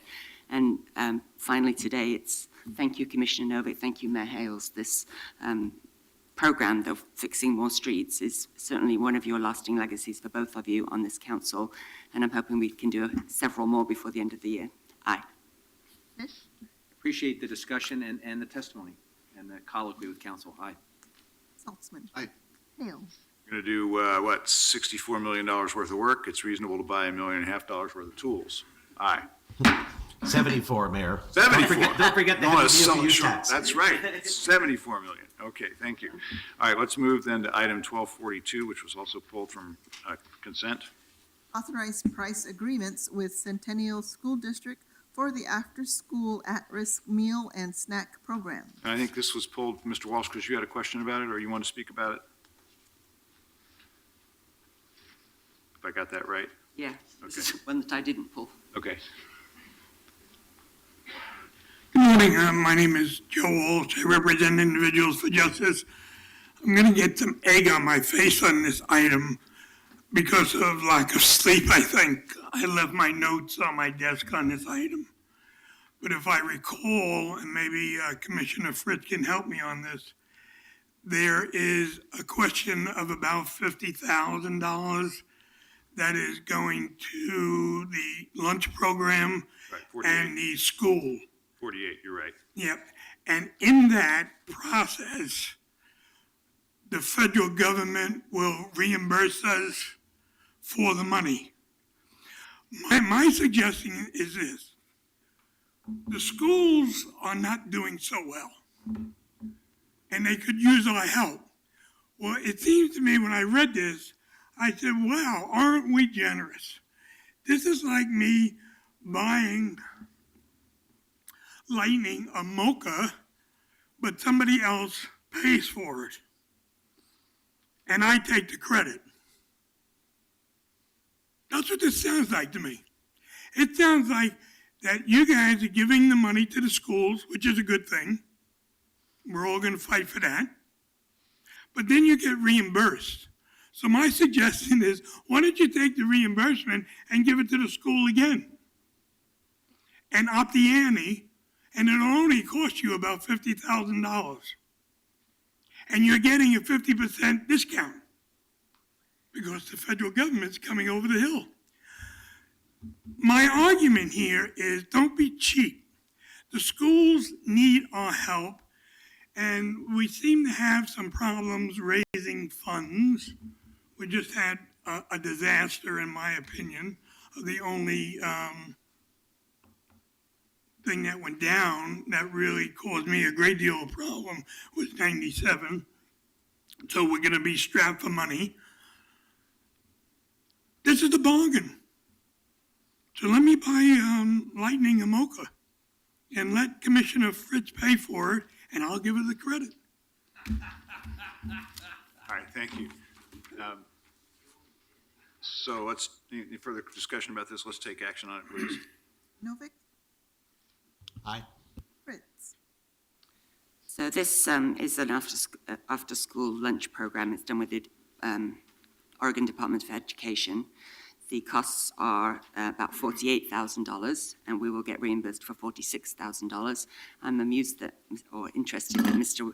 Walsh is now thinking that $50,000 is not very much, because for most of us it is. And if we need to make cuts next year of 5%, then the Parks Bureau will be looking at a $5 million cut. So even though, yes, it's $50 here, $50,000 here and $50,000 there, this is really important, and it's been a program that we've been doing for some time, and it feeds hungry children. So, aye. If I could just add to that, Commissioner, because I think this is one of the proudest things that the Parks Bureau does, and just go back in time. It was in 2009 that the Parks Bureau asked the following question. They were interacting with a lot of children through our park system in the summer, and it turned out a lot of the children were hungry, and they came from very low-income families, and they didn't have one nutritious meal. So at that time, Emily York, who had a passion for this work, and Nancy Becker, who was a community activist who was working to bring up the nutrition standards in the schools, alerted the city to the fact that there was a federal entitlement program which allowed us to contract with the schools to, in the summertime, to prepare nutritious meals, have it paid for by the federal government, and at no cost to the schools or the community, the Parks Bureau would deliver the food to hungry kids. This is the closest thing to a win-win-win, and I understand now, under Commissioner Fritz's leadership, in this last year, in the summer alone, the Bureau served over 100,000 healthy meals to kids, many of whom rely on this meal as their only nutritious meal during the day. So thank God there's an entitlement program which allows us to do this in partnership, because the Parks Bureau is not a food provider. They don't have the kitchens. Thank God the school districts in the summer are willing to prepare the food so it can be distributed through the summer camp program. And thanks to this council, and I believe both Commissioner Fritz and Commissioner Saltzman played a role in this, we've used general fund money to close the gap so that between when the program would normally end and when the school year begins, this council pays for those meals so kids get those meals. And I will tell you, Mayor, since you've been to a number of those things with Commissioner Fritz and me, what you often see is not just the children showing up for the meal, but they show up with a mom, with a brother and sister, and someone else. There's a huge hunger problem in our community, and we should be proud that the Parks Bureau is helping to address it. Aye. Saltzman? Aye. Hales? Well, I think it's good that we've had this discussion, and Mr. Walsh, we all use inelegant metaphors sometimes, but of course this isn't like you buying a latte for Lightning and Commissioner Fritz reimbursing you, though I think you're all free to cut that deal out in the hall if you want to. But this is about hungry kids, and I believe this money is coming from the Oregon Department of Education. Its original provenance might be They're federal, Castro. yeah. So let's hope that one way or another, between a progressive state and a progressive city, that we keep feeding hungry kids. Because one of the things that's been shocking to me as mayor, and we've all seen this, is that in a time of, under 4% unemployment and average household incomes going up and actually poverty going down in our city, yay, we still have tens of thousands of kids who show up to school hungry. And so that's why this program is so essential. And Mayor, just to be clear, it's not a state appropriation. It's coming through. It's a pure pass-through. Yeah. And the genius of this, Yeah. it is a federal entitlement program. So Right. if you are eligible, you get the dollars. Let's hope that will always be true. Aye. And just to clarify, this program is for the school year. Everything Commissioner Fish said is also true for the summer programs, which we do a lot of Yeah, fundraising for. it's a good program. So So again, there's children who are hungry all year. one way or another, no matter what happens to the federal government, this has to keep getting done. Who knows anymore? Yep, let's hope. Okay, let's move on, please, then to item 1245, which is our first item on the regular agenda, right? No, 1245. We did that with the. Sorry, we already did. 1246. I'm going to have to get my prescription changed. Or 1246. clean my glasses. Amend Title 1246. 33, Planning and Zoning to reduce regulatory restrictions and processes for short-term housing and mass shelters. The second reading and a roll call vote, please. I can see that. Even without Novick? the- Aye. Fritz. Aye. Fish. Aye. Saltzman. Well, I want to thank the Bureau of Planning and Sustainability and the Portland Housing Bureau and Shannon Callahan in my office for working on these good changes that will make it make more sense in terms of siting shelters in our community. So thank you very much. Aye. Fails. Looking forward to all of us opening up the next one next week and more to come, thanks to this. Aye. Okay, 1247. Accept and appropriate a grant in the amount of $136,536 from the State of Oregon, Oregon Military Department, Office Thank you. of Emergency Management for the fiscal year 2016 State Homeland Security Grant Program, Phase 5, to fund joint state bomb teams, equipment, and training. Good Carla, morning. could you do that again? No, I'm kidding. I'm just kidding. Good morning. Come on up. Thanks, Sergeant. I'm Sergeant Steve Collins of the Metropolitan Explosive Disposal Unit, and I'm here in case you have any questions on this grant. The Okay. grant is an Oregon grant that was awarded to the state for explosive device mitigation. It's supposed to be shared between the 4 bomb squads, which one of us is us. And our amount is $136,536. And if you accept this grant, I plan on purchasing 2 medium-sized robots. What? Medium-sized robots. Robots. Okay. How big is a medium size? It's about this big. It's about this big. Oh, yeah? This echo's strange. That sounds like a good use of those funds. Any questions? Thanks, Sergeant Collins. Thanks very much. Anyone want to speak on this item? If not, it's an emergency ordinance. Let's approve it, please, or act on it, please. Novick. Aye. Fritz. Aye. Fish. Aye. Saltzman. Aye. Hales. Let's hope we don't need them, but I'm glad we're going to send in robots instead of people. Aye. Item number 1248. Accept bid of Moore Excavation, Inc. for the Humboldt Sewer Rehabilitation for $4,177,461. Good morning. Good morning, Mayor, Commissioners. I'm Larry Platt from Procurement Services.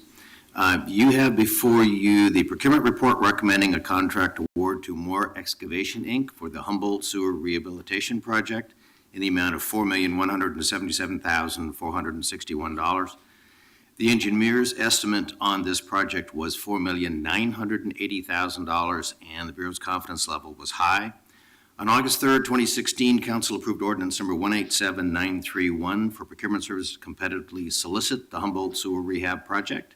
The project was advertised on the city's electronic governmental procurement system, and bids were opened on August 25th, 2016.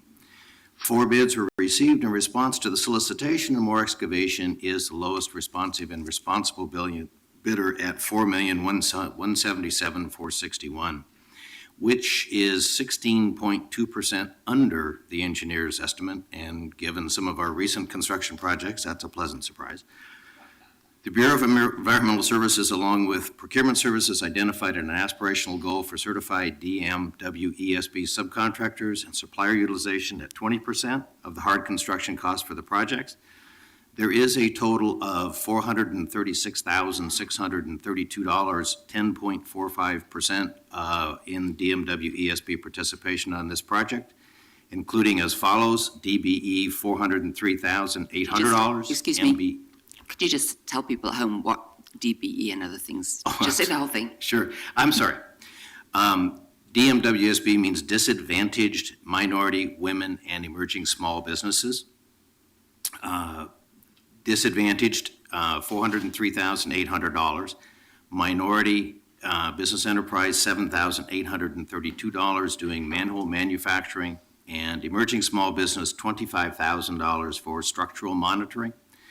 Moore Excavation, Inc. is located in Fairview, Oregon, but are not a state-certified disadvantaged minority, women, or emerging small business contractor.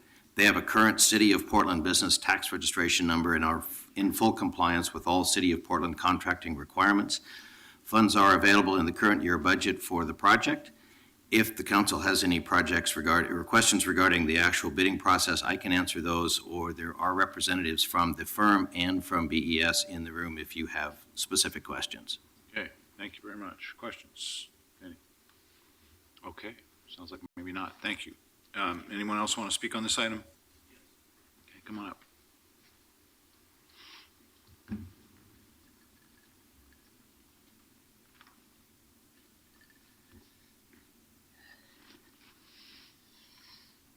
Yes, my name is Lightning. I represent Lightning Watchdog PDX. Now, when we're talking about the Pioneer Courthouse Square renovation project. Well, that's the next one. Next item. That's the next item. Oh, I'm sorry. Yep. You want to speak on I that? will come back on the next one. All right, thank you very I much. stepped out, thank you. Is there a motion to adopt a report? So moved. Second. Discussion? Let's vote, please. Milvey? Aye.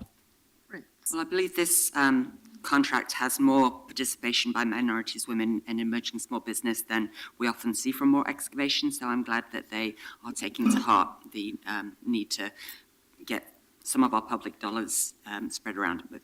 Aye. Fish? Aye. Saltzman? Aye. Hales? Aye. Okay, well, now we'll take item 1249. Accept guaranteed maximum price of $7,590,279 from Balfour Beatty Construction LLC, doing business as Howard S. Wright, for the construction of the Pioneer Courthouse Square renovation project. Well, this is an exciting one. Commissioner Fritz, do you have some comments here at the outset? Thank you. I'm just going to turn it over to our staff, Laura McGuire and Robin Johnson-Craig. Welcome. Good morning. Yeah, thank you. Good morning. I'm Lauren McGuire, the Development Program Manager for Portland Parks, and with me is Robin Craig, who's the Capital Project Manager for this project, as well as Christine Moody, your Chief Procurement Officer for the City of Portland. We're here today to tell you about our exciting renovation for the square and to request council accept a guaranteed maximum price of $7,590,279 from Howard S. Wright, who's the construction manager and general contractor for the Pioneer Courthouse Square construction project. The square is located in downtown Central Business District. It's bounded by Southwest Morrison, by 6th Avenue, Yam Hill, and Broadway. The goal of the project is to renovate the square and make other critical repairs to the infrastructure and facilities in order to protect and ensure that the public safety, its accessibility, and enjoyment of the square continues without changing the essential character of the square. The project has a $10 million budget funded by the 2014 Parks Replacement Bond, and we also have $150,000 that we were given as system development charges added to the bond budget in order to help fund the expansion and renovation of the restroom to create an all-user restroom. The square was transformed from a parking lot to Portland's living room on April 6, 1984. So the square is named after its neighbor, which is the Pioneer Courthouse, and was designed to be the focal point of downtown. The square resides in the center of the transit system and the Central Business District with shopping, offices, and service sectors which serve as attractors to this entire city region of our city. Pioneer Courthouse Square is more than just bricks, though. It's people that activate the living room and make it successful for 365 days of the year. The success is attributed in part to our Pioneer Courthouse Square, Inc., which is managing and operating the square in partnership with Portland Parks. In recent years, the unique public-private management model, the park has been recognized as one of the most successful public spaces in the United States and, in fact, the world.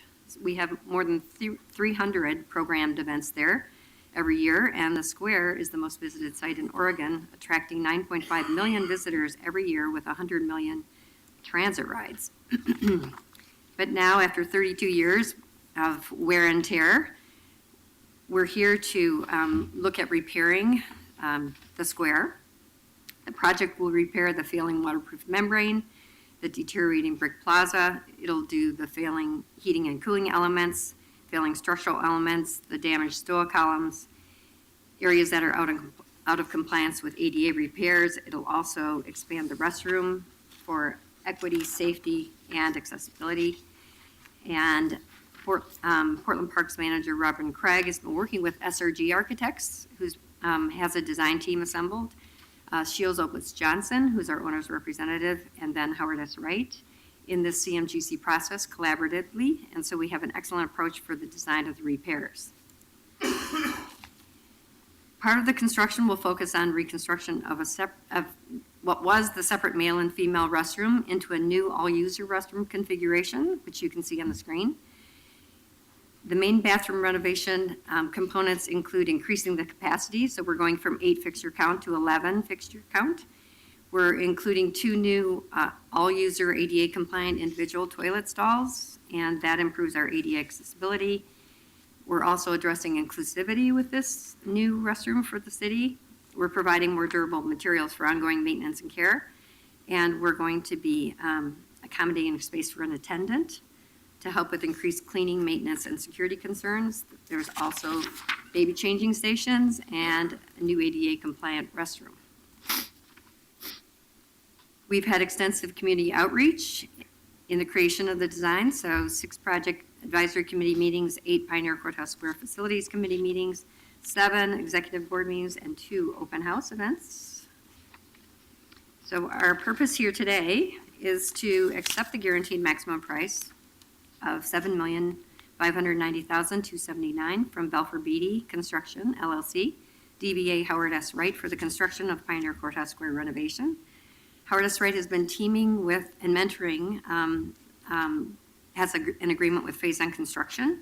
Together, they're striving for 39% disadvantaged minority women emerging small business utilization. So we're pretty excited about that.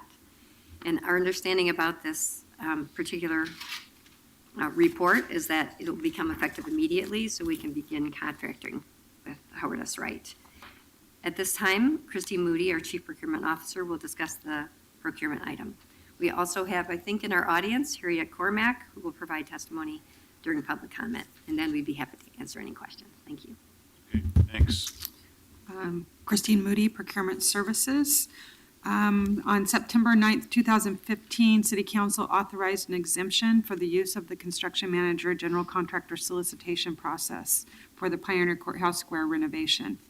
Through this process, a request for proposals was issued, and among other things, as Lauren stated, this RFP included specific preference points for a prime contractor to partner or team with a certified disadvantaged minority, women, or emerging small business contractor. Howard S. Wright is teaming with Phase On Construction, which is a minority-owned business, on this project.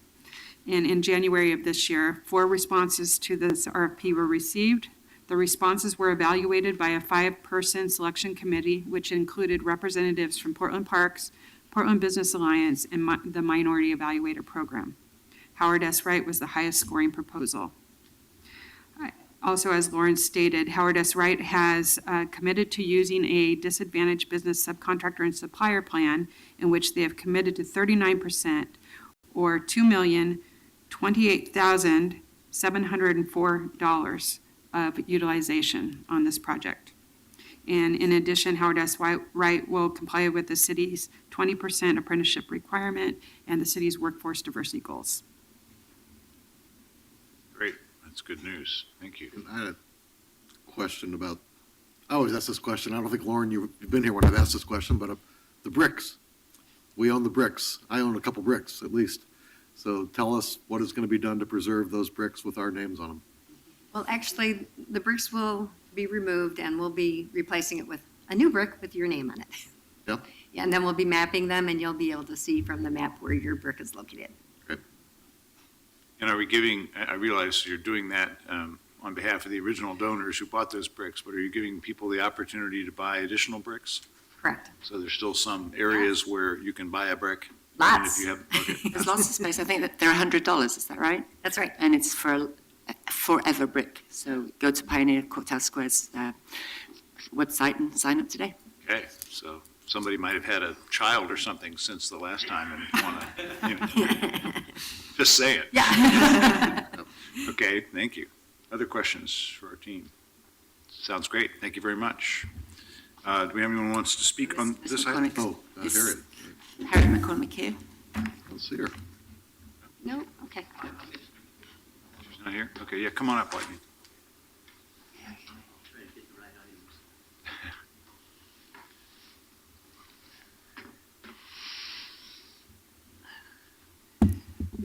Yes, my name is Lightning. I represent Lightning Watchdog PDX.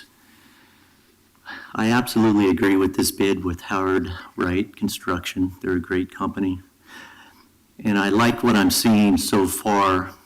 Some of my concerns are, I have a brick located pretty close to where they set the tree, the Christmas tree. And I'm kind of sensitive to want to make sure that I still have the same location, and it sounded to me like that might not happen, or maybe the names will be moved in different locations. Because to me, I look at Pioneer Courthouse Square as which is considered a memorial. And there's a lot of bricks in there related to that from people that have dedicated these bricks to different relatives, different people that have passed away. So there's a lot of meaning behind this Pioneer Square to a lot of people. And it's kind of like if you had a tombstone somewhere and someone was going to say, we're going to come in and remove that, we'll break it into pieces, and then we might put it in the same location, but we might not. People are going to get real sensitive to this, and I'm very sensitive to the fact it is a memorial. And I want to make it very clear from my position, I don't want my brick that I have there moved to another location. I'm a little concerned, and I guess I'm going to have to deal with it, that you're going to go in there and destroy the brick that has been in there for many years with certain names on it that has meaning. And to a lot of people out there, I know that they see that too. If you go and read some of the names, a lot of the people are deceased, and they put their name in that location for a purpose because it has meaning. They go there, they look at the name, they look around, and that has a tremendous amount of meaning to them. And I really hope that there was a committee put into place that really looked at this close and understand that is a very important issue to a lot of people. Now, another issue I have is that I didn't hear anything about any more additional artwork being added. It's very important to me, especially when I walk down into, let's just say where your new restrooms are going to be. If I walk down there, I'd like to see something different on the sides there, even in the fountains, in the water, such as that. As you know, you have some bears located across the street there, some beavers, different things.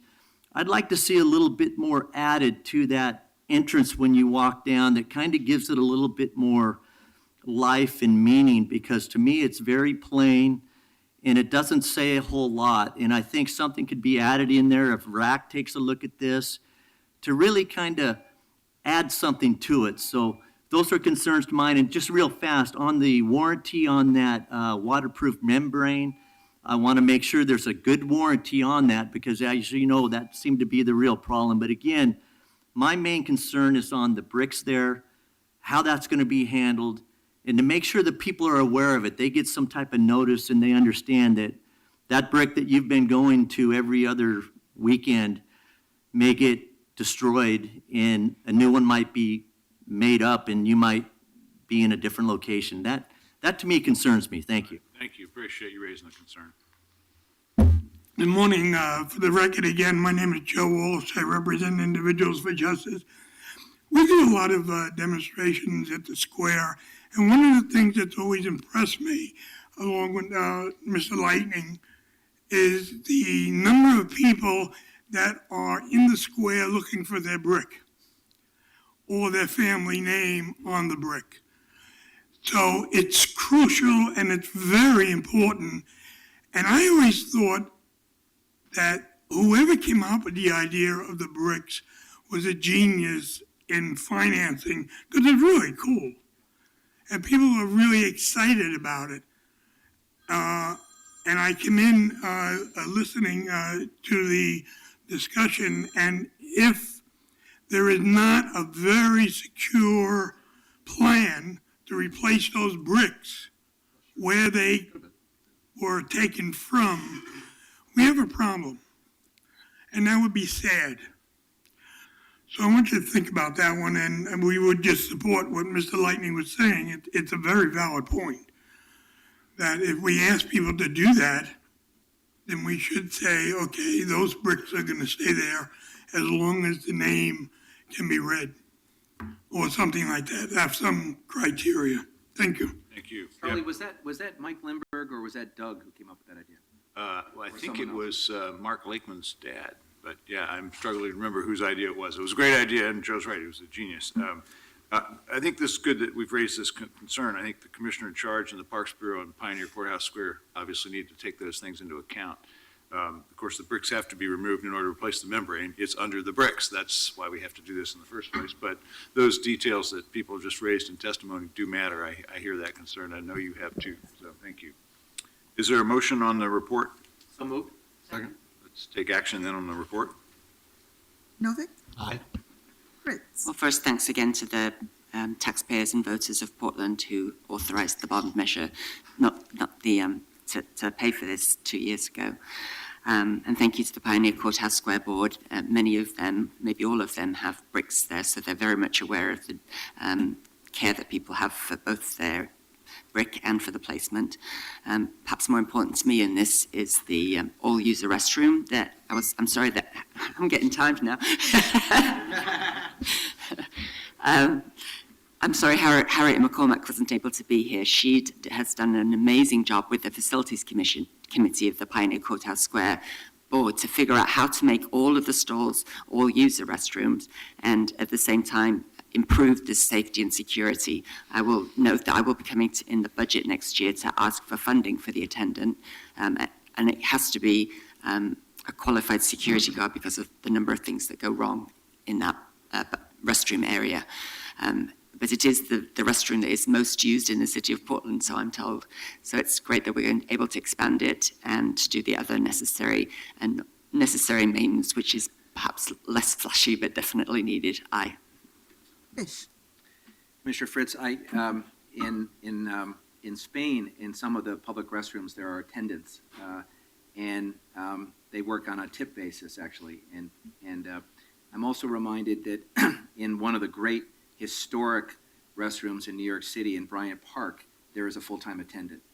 And so there are lots of models out there. And but again, we would not be having this conversation had you not led the Parks Bond effort. And I remember some people asking at the time, why did you include Pioneer Courthouse Square? And I think your answer was very simple. You said it is the city's living room. It is the one place where everyone is welcome, whether you live in East Portland or the West Hills, and we have an obligation to maintain it. And you got the added dividend of the board members getting solidly behind this effort. So I thought that was about as skillful an act of statesmanship as I've seen at Parks. Congratulations. Aye. Yeah, this is indeed good news. Thank you, Commissioner Fritz, and thanks to the voters, and thanks to Portland Parks and Recreation and Pioneer Courthouse Square Board. Aye. Hales? Great place, great project. Thank you. Aye. If I might just once again interject, thanks to Amy Ruiz, who helped pass the parks bond measure and who helped pass the housing measure yesterday. So I very much appreciate her service to the city. Yes, indeed. Okay, let's move on to 1250 then, please. Pay claim of Jennifer Castro in the sum of $13,000 involving the Police Bureau. Good morning, Mayor and Commissioners. My name is Becky Chow. I'm with Risk Management in the Bureau of Internal Business Services. This ordinance will approve a settlement that we've tentatively reached with Jennifer Castro and her attorney. They brought a lawsuit regarding an incident on May 3rd, 2015. Ms. Castro called 911 regarding an argument with her estranged husband, and he had come to her home in her car or their car returning their child. After a visitation, the police came, and the dispute is over whether the police ordered her to give him a ride home, which they say they did not, or whether she volunteered to give him a ride home. On the way home, this man assaulted her, and so she brought a claim against the city for negligence. And we recommend that we settle the lawsuit for $13,000. 13, right, yes. Okay, questions? Thank you very much. Anyone want to speak on this item? Come on up.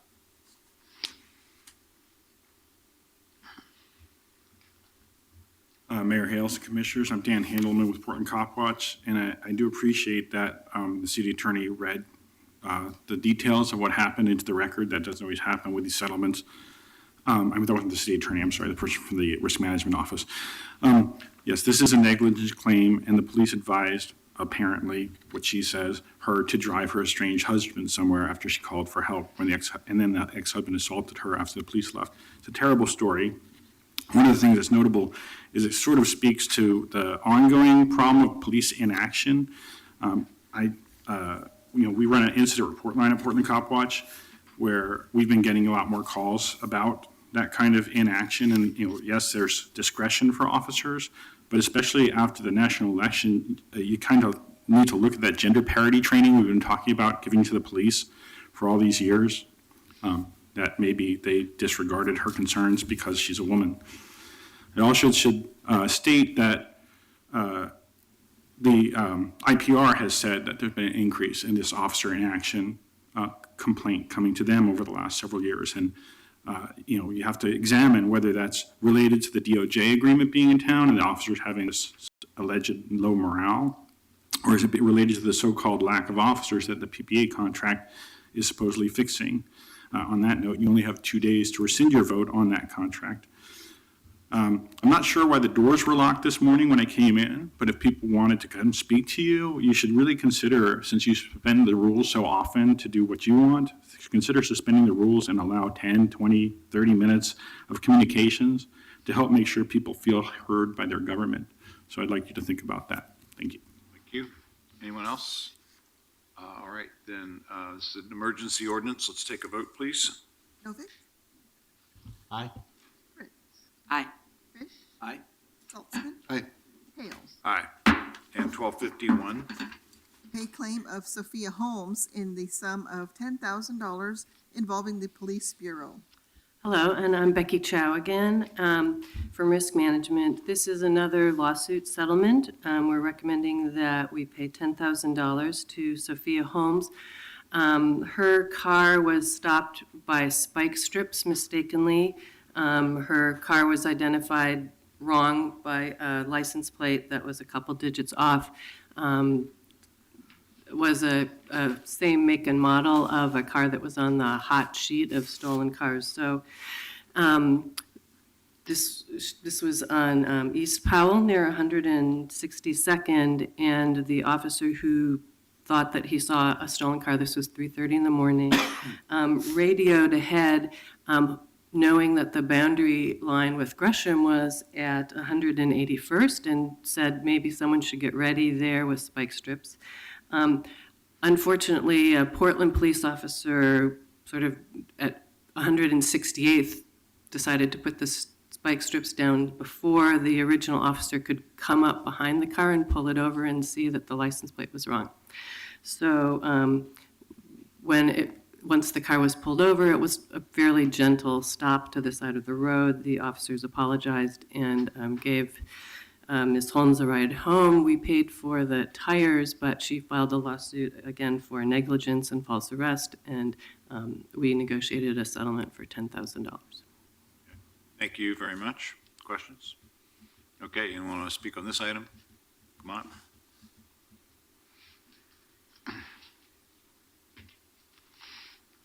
Good morning again, Mayor and Commissioners. Again, Dan Handelman with Portland Cop Watch, and again, we appreciate the Risk Management Office going into details about what happened here when Ms.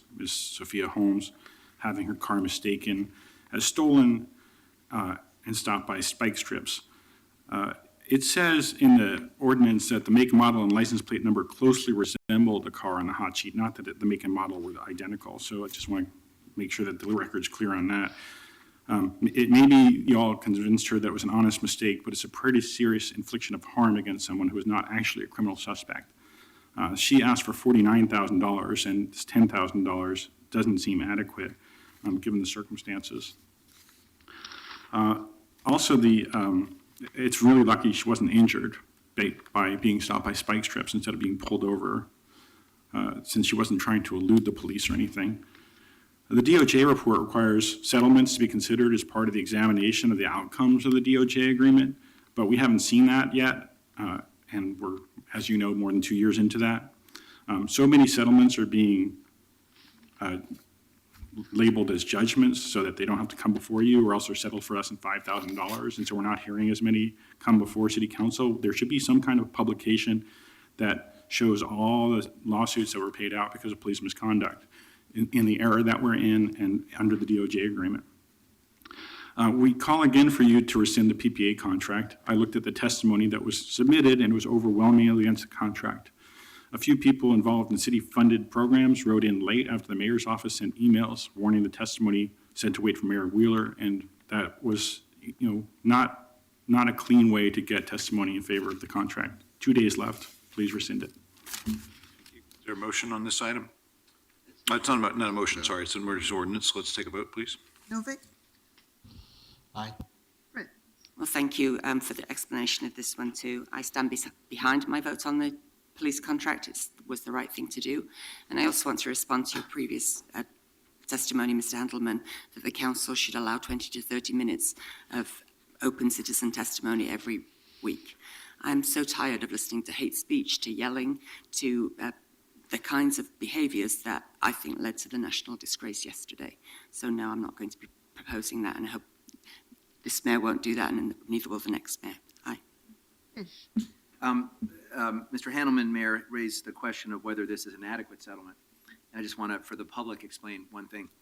One of the things that we are advised in the materials is whether or not the plaintiff in a lawsuit is represented by an attorney.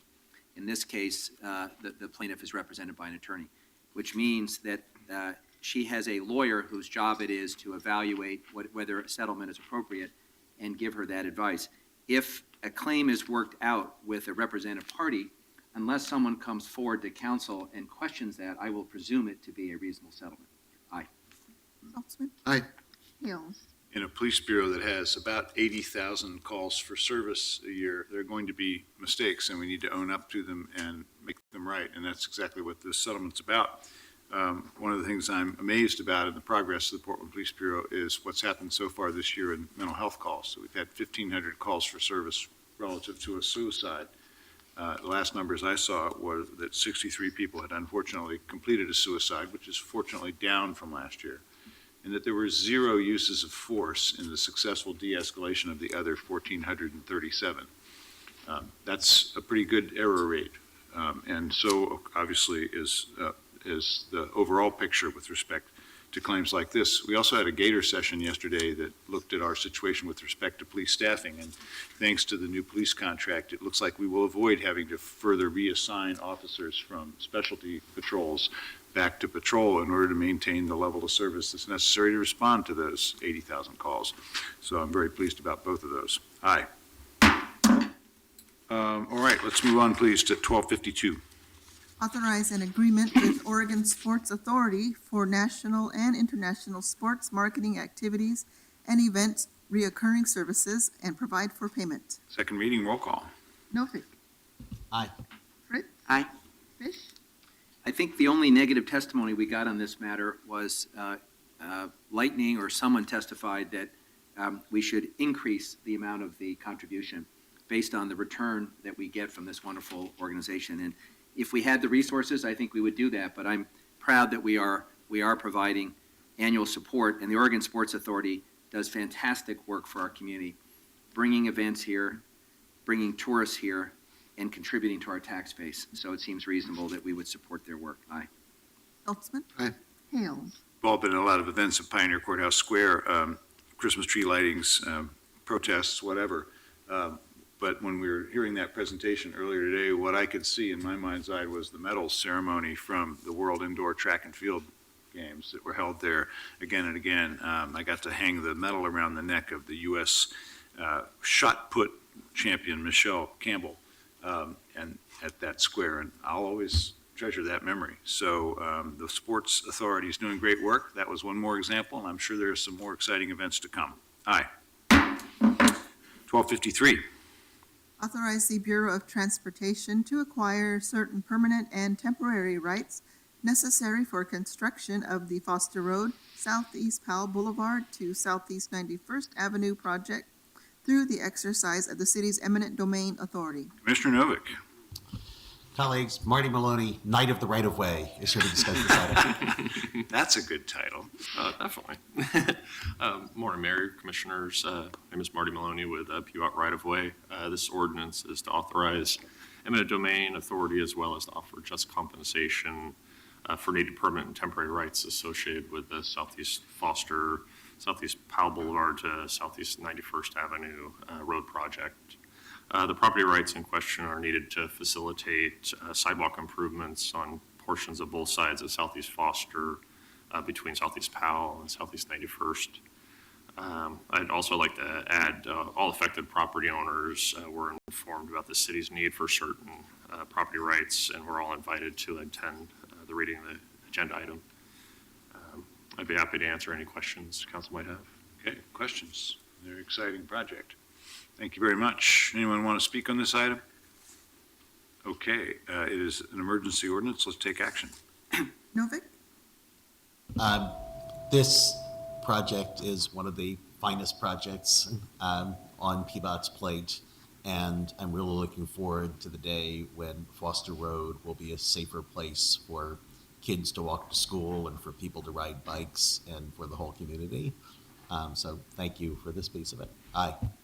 I think two of the things that I take most seriously in my votes on the council are vacating public streets, because we shouldn't give away the public's right unless there's a good reason to do so, and then also the exercise of eminent domain.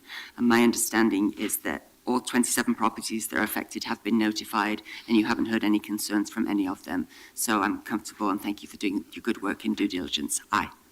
Fish. Aye. Saltzman. Aye. Hales. This is a very exciting project, and it goes along with the overall transformation of Lentz that we've all worked on together. We broke ground on the first of those projects just a couple weekends ago. We're going to act on Oliver Station today. The construction fence is already around the gas station and the vacant lot and the new Copper Penny sites. So the transformation of downtown Lentz is underway, and then this project to make Foster into a pedestrian and bike-oriented boulevard instead of just a car corridor is really an exciting piece of work and a great contribution to the livability of our city. So thank you, Commissioner Novick and PBOT. Can't wait to walk along this street. Aye. All right, let's take action, please, on the next item, which is 1254.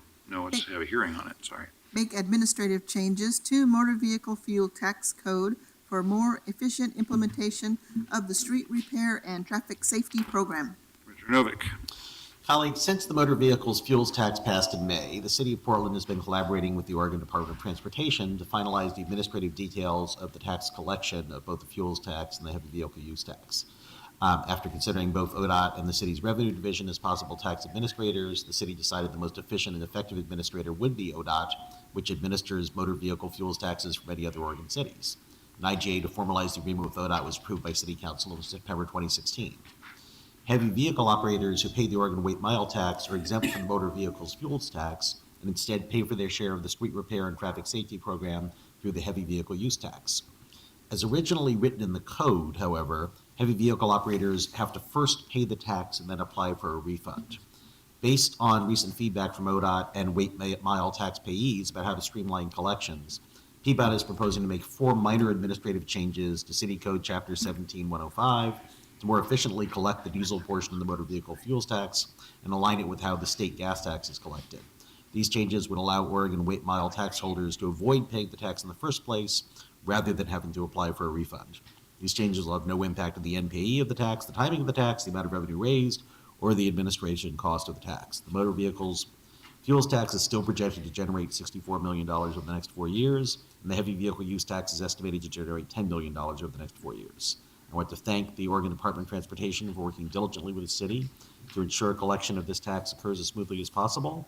And I'd like to invite Ken Lee and Mark Lear to further present this item.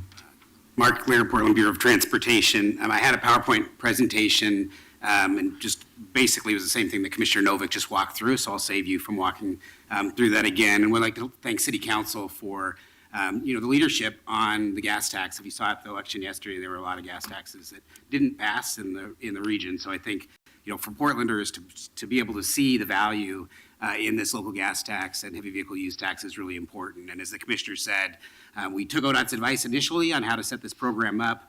There was some better advice after the vote passed, and we now have a streamlined process that the Oregon Trucking Association, Oregon Fuels, and ODOT and the city are happy with.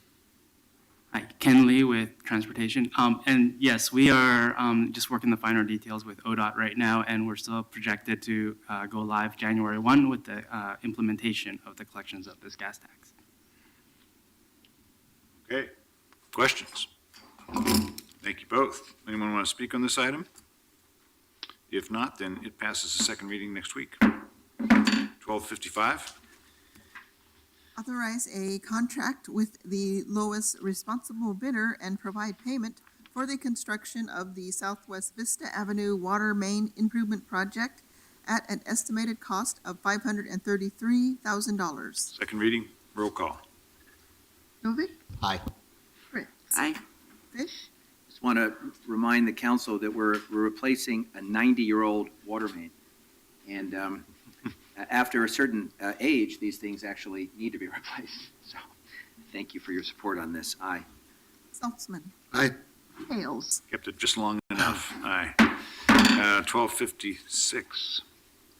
Approve financing not to exceed $13,262,131 using Lentz Town Center Tax Increment Urban Renewal Funds for the Oliver Station Apartments at 5932 Southeast 92nd Avenue and 9138 Southeast Foster Road to develop 126 units of affordable rental housing within a mixed-use and mixed-income development. Mr. Saltzman. Thank you, Mayor. This action would be the final step in approving a much-needed affordable housing development in Lentz. The Oliver Station project will feature 126 units of affordable housing located between 92nd and Foster Road, along bus lines in the core of Lentz. I believe it's the new Copper Penny site, if I'm not mistaken. This project for the Lentz Town Center urban renewal area was made possible through joint actions of the Portland Housing Bureau and the Portland Development Commission. And it's an initiative that began in fall of 2014. The project is being developed by Palindrome Lentz Limited Partnership, along with Urban Edge Builders, Inc., as the general contractor. Palindrome will operate the housing when it's complete. The project features deeply affordable units. 6 of the units will serve households earning up to 30% of the area median family income, and the remaining 119 units will serve households earning up to 60% of the area median family income. It will feature 1 manager's unit. And we have staff here to answer questions. Javier Mina, our assistant director. Members of the team, come on up. And members of the team, yeah.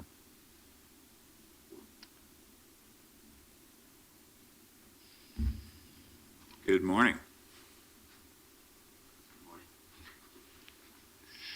Another long-awaited Lentz project. Good morning, Mayor, Commissioners. Thank you for the time.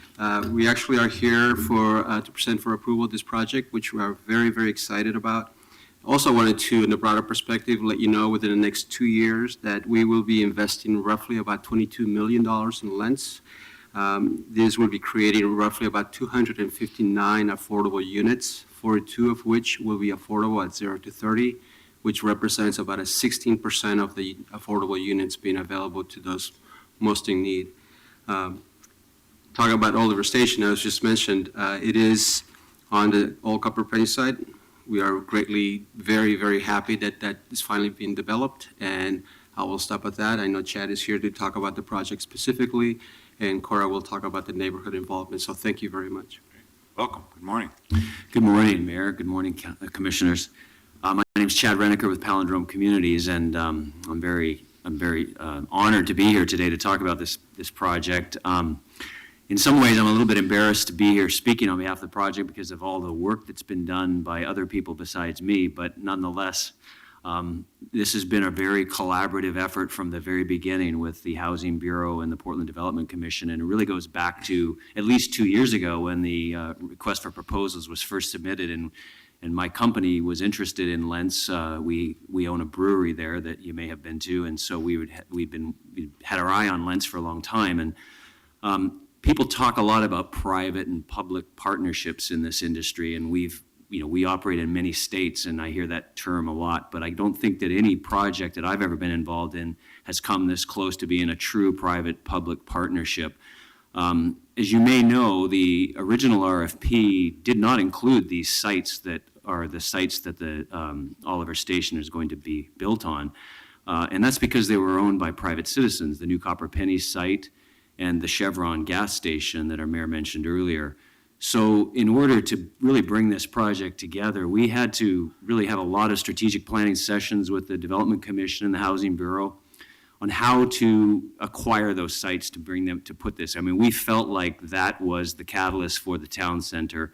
And without those sites being part of the project, that really all of the other funds that were going to be put into the town center would really be marginalized. And so we were able to shift people's thinking to get those projects included, and obviously we're very excited about that. So once we had the sites acquired, we've really been spending the last year or so the grueling process of putting the financing together, and this is one of the more complicated transactions that I've ever been involved in, with condominiums and land leases and taxes and bonds, tax credits. I mean, it's just about has everything. But we're at the point now where we're close to the finish line. We can see it, we can smell it. One of the great things that I enjoy about redevelopment projects is the neighborhoods that we get to go into. Our company is there for the long term. We adopt these communities, they adopt us, and they become our communities. So we'll be there for the long term. And as the mayor mentioned, I was out at the site just earlier this week and saw construction fencing around all 3 of these strategic lots, and my heart's pounding. We're ready to go. It's very exciting. I can't wait to get started. Thank you. Thank you. Cora, good morning. Mayor Hales and Commissioners, thank you for this opportunity. I'm Coralie Potter. I'm a decade-long resident of the Lentz neighborhood. I served as chair of the Lentz Town Center Urban Renewal Advisory Committee for 4 years, and I participated in many budget and development advisory committees for the Lentz urban renewal area over the course of my tenure in the neighborhood. I also currently serve as the land use chair for the Lentz Neighborhood Association, but I'm here today to reflect on my role as a private citizen advocating for Lentz and on the aspirations and hopes for the neighborhood that I've been aggregating over the years as we've worked to reach this moment in time in particular. A few years ago, I really wanted some nice beer. So I walked 3/4 of a mile from my house to Fred Meyer, and to my dismay, the small section of the beer aisle that had anything appealing had been emptied and not restocked. Of course, I complained to my friend and colleague Nick Christensen via text message because that's our routine. And that set into motion more conversations about what's missing, what we lack, and the real counterintuitive way we were being left out as a neighborhood by a rebounding market and development. So we decided to really push PDC to find us just one thing that folks had been asking for just to get the ball rolling, and that was a brewery. A few PDC employees got to talking in their hangout down the street, the stars aligned, and a fellow that ran small brewery Pints, along with his business partners, agreed to open a larger operation, Zeugel House Brewery, in Lentz. What we didn't know at the time was how lucky we had gotten, and that one of the partners was Chad Reneker of Palindrome Communities. And in the time he spent in Lentz Town Center working on the brewery project, he quickly saw what we saw in our community. He saw a gathering place, a place where commerce should naturally occur, and where people should live, work, and play. Our small victory led to advocacy for an action plan, which led to a request for interest, which led to an ambitious proposal from Palindrome Communities to restore our town center. And before you, we have the proposal to provide funding to realize the first phase of a development plan that is really about a true Lentz revival. Chad and his team have been integral parts of our community since the opening of Zeugel House, and they work to ensure that they are intentionally including us, not just bringing us along, but including us in the anticipated development in every aspect of the project, including making sure that we're keeping space for our neighbors who need affordable housing, but consciously mixing it with market rate housing to ensure that everyone has access to good services and our small businesses are supported. The project also includes a significant amount of ground floor retail, which will not only provide much needed and in-demand brick and mortar space, but will also turn our sidewalks back into places, not just thoroughfares. Reading through the proposed ordinance and seeing the final details of the financing package, I'm also encouraged by the sheer level of investment and the smart use of public and private funding that will get this project out of the ground. Getting projects like this to pencil is challenging work that often goes without proper acknowledgement and isn't communicated effectively to the public. So I encourage you to use your vote today to support the proposed financing from the Portland Housing Bureau and PDC for Oliver Station Apartments. And I encourage you to support Palindrome Communities as much as they have supported Lentz. Thank you. Thank you all very much. Questions? Well, thank you for telling that story. It's fabulous. I actually remember, I have been to the brewery because the neighborhood association, does it still meet there? We occasionally have board meetings there. Yeah. Oh, well, that was about 4 years ago, so it's wonderful to see how one thing did lead to another. I'm very curious, why is your company called Palindrome? Well, I don't know if everyone knows what a palindrome is. I didn't know this. Our original company name was Pacific Cap. That's for 15 years. That is the name of our company. And one day someone said, that's a palindrome. And I didn't know what that was. And of course, a palindrome is a word that's spelled the same backwards as it is forward. So I picked up on that. And I think a lot about palindromes. And one of the things I really like about it in this redevelopment vein, and this is kind of the company that we use for our redevelopment efforts, is I like to think that when you're doing redevelopment projects, it's just as important to think about what's happened in the past in a neighborhood as what's going to happen in the future. You know, we talk a lot about the new Copper Penny, we talk about the Chevron station. Well, I really got to know the owners of those establishments during the process. And you know, in one case, they've been working there for 40 years, and in the other case for 10 or 12 years. And they really had their heart and souls in those businesses. And you can't really forget about that. You have to sort of absorb the community that you're going into as you're making it relevant for today and the uses for today. And so that's what palindrome is. So I like to say something that's another palindrome that I like to use, which is a reviver. And a lot of times these neighborhoods need a reviver, and that's what I think palindrome is. That's really That's beautiful. great. Thank you. Thanks very And much. Javier, you've got back to my staff very much. I appreciate it. Could you just explain what you responded to me in terms of the median income of the neighborhood and the 60% MFI, median family income, as the target for most of these units? Certainly. In the Lentz neighborhood, and this is based on the State of Housing report from 2015, and soon we'll be coming with a 2016 report. The average, the median income in Lentz is about $49,919 in comparison to the citywide, which is $55,571. Is about a 20% decrease from that. For a family of three, this represents between 65 and 70% median family income. So it's right in line to where that neighborhood is. And this will allow the residents that are in the neighborhood to be able to stay in the neighborhood and not be displaced. And again, thank you, Cora, for your leadership over the last 10 years. It's very good to see this coming. Thank you. Director Mania, I have one question. It's been my sense over the years that we've historically undervalued the retail spaces in the buildings we invest in. And during the teeth of the recession, buildings that this council invested in had retail space that obviously was underutilized throughout the community.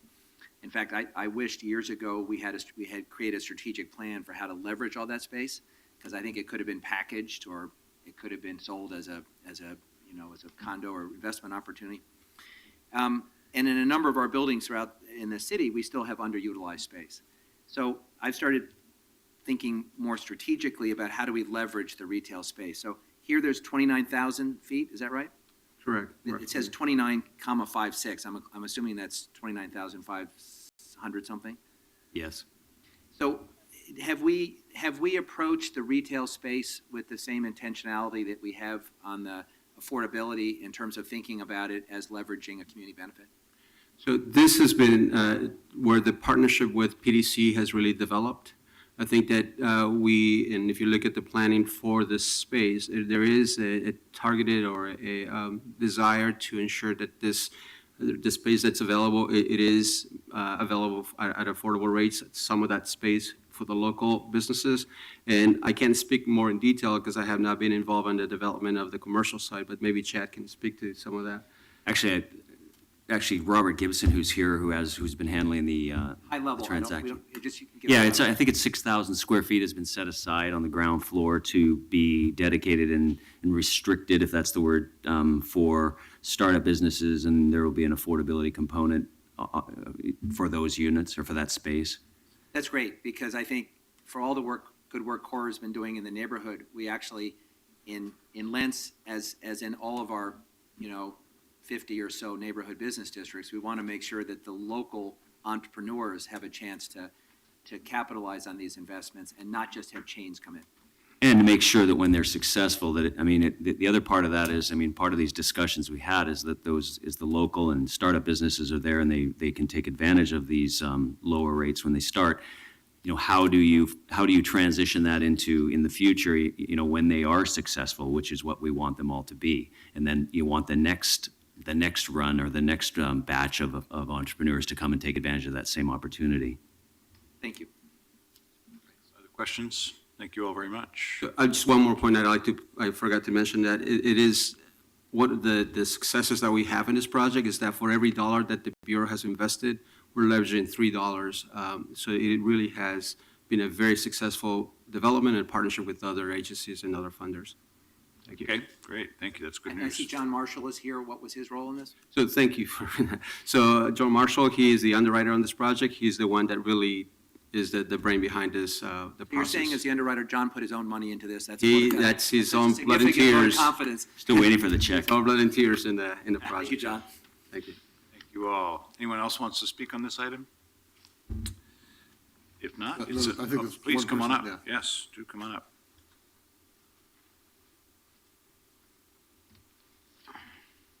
I just have a question more than anything. My name is Grant Sawyer.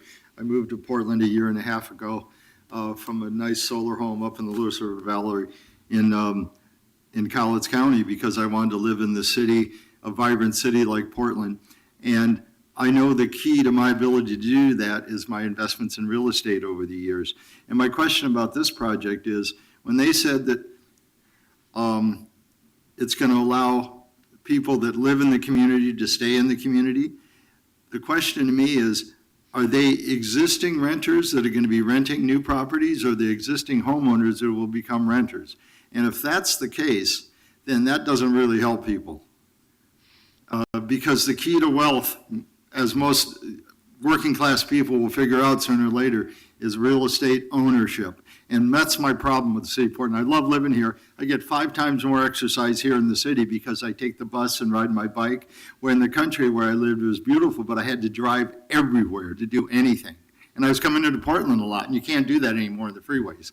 But so what's the answer to that? Is this, are they converting these people from owners to renters? Or can anybody answer that? I think it's going to be a combination. It's probably impossible to predict who the residents are going to be at this point, but it'll probably be some mixture of both, I would. But are these new facilities just rentals? Are they condominiums? Or they're not single-family homes? I believe they're rentals. Rentals, Yeah. yeah. They're all rentals. Okay, so. These are, yeah. Yeah, and that's good and helps people that need it Yeah. at that segment of society. But we got to get ownership in the hands of working people. Yeah, fair point. No, there are going to be a Let us series of agree. projects in Lentz, and this is one of them, but there's got to be a mixture of that. You're right. And that's why I'm here today. I came early, but I'm here for the residential infill project because I support that wholeheartedly. I took a lot of my retirement money and built the most efficient ADU built in Portland in 2014. So I'm invested in the city and I love what you guys are doing. Thanks a lot. Thank you very much. Appreciate your point. Thank you. Commissioner Saltzman, that testimony just gave me a thought. Would it be possible to use some kind of a preference policy like you have in the interstate so that people who've been in Lentz for a long time have first opportunity to be in these homes? Well, I don't think this would be an area that's amenable to the preference policy the same way that northeast Portland is. I mean, there's a strong history of displacement, gentrification in northeast. I'm not sure you can make that same case for Lentz. But isn't what we're trying to be doing is not have that happen and kind of get ahead of the gentrification thing? It's just something to think about. Obviously, it doesn't affect this contract, but it would seem like having, or at least a targeted outreach to folks who've been in Lentz to let them know of the opportunity, that might be helpful. I will say in Dan's defense that the Fair Housing Act heavily prescribes this area, and unless there's a compelling showing that some particular group has had a disparate treatment, the Fair Housing Act would not allow us to do a preference. Interesting, thank you. Okay, anyone else? Then let's take action, please. Novick? Aye. Ms. Potter, it's really great to see you, and especially all of the work you've put in, that often you have been here telling us we haven't done the right thing. So it's really great that actually by your leadership, we are doing the right thing in this case. Thank you. Aye. I'm just curious, what's going to happen to the new copper penny sign? Is that going into the warehouse at the Oregon Historical Society? Maybe so. It is sort of an iconic sign. That's a good question. Do you mind if Mayor we go out of turn? Please, go ahead, Cora. I'll quickly say, the Xantharmases donated it to the neighborhood, which is just this sort of amorphous concept of who it belongs to now, but we're currently looking for a place to store it. So if you know anybody that has a warehouse that wants to donate space to store a 14-foot in diameter and approximately 2 feet thick penny with So neon Cora, I have an idea on attached. that. The Oregon Historical Society, Carrie Timchuk has a warehouse in Gresham, and it has a treasure chest of things from Portland, including, for example, when Tom Moyer redeveloped his building downtown, all the stuff from his theater and everything was placed in that. So I think we should approach the Oregon Historical Society about whether they would take it on an interim basis. I will contact your staff and get the details. Thank you. Thank you very much. Okay, let's proceed. This is a terrific project and well matched to the community with a good investment, and our dollar investment per unit is actually substantially lower than some other projects, which makes it even better investment for the taxpayer. So congratulations to Dan and the Housing Bureau. And John, thank you for putting your own money into this as a vote of confidence. Aye. Saltzman? Well, this is really an outstanding public-private partnership to build affordable housing and retail in Lentz. And it's great to see the neighborhood coming here in support of this. And so I just want to recognize the neighborhood, Palindrome Associates, Portland Development Commission, Portland Housing Bureau, for the tremendous work they've done. This will bring on 126 units of deeply affordable housing. And it seems like an appropriate point for me to personally thank Portland voters yesterday for their outstanding approval of $258 million in general obligation bonds, which we will use to create at least 1,300 units of deeply affordable housing. So I want to thank Portland voters for recognizing the affordable housing crisis and taking a decisive step to end it. So thank you. Aye.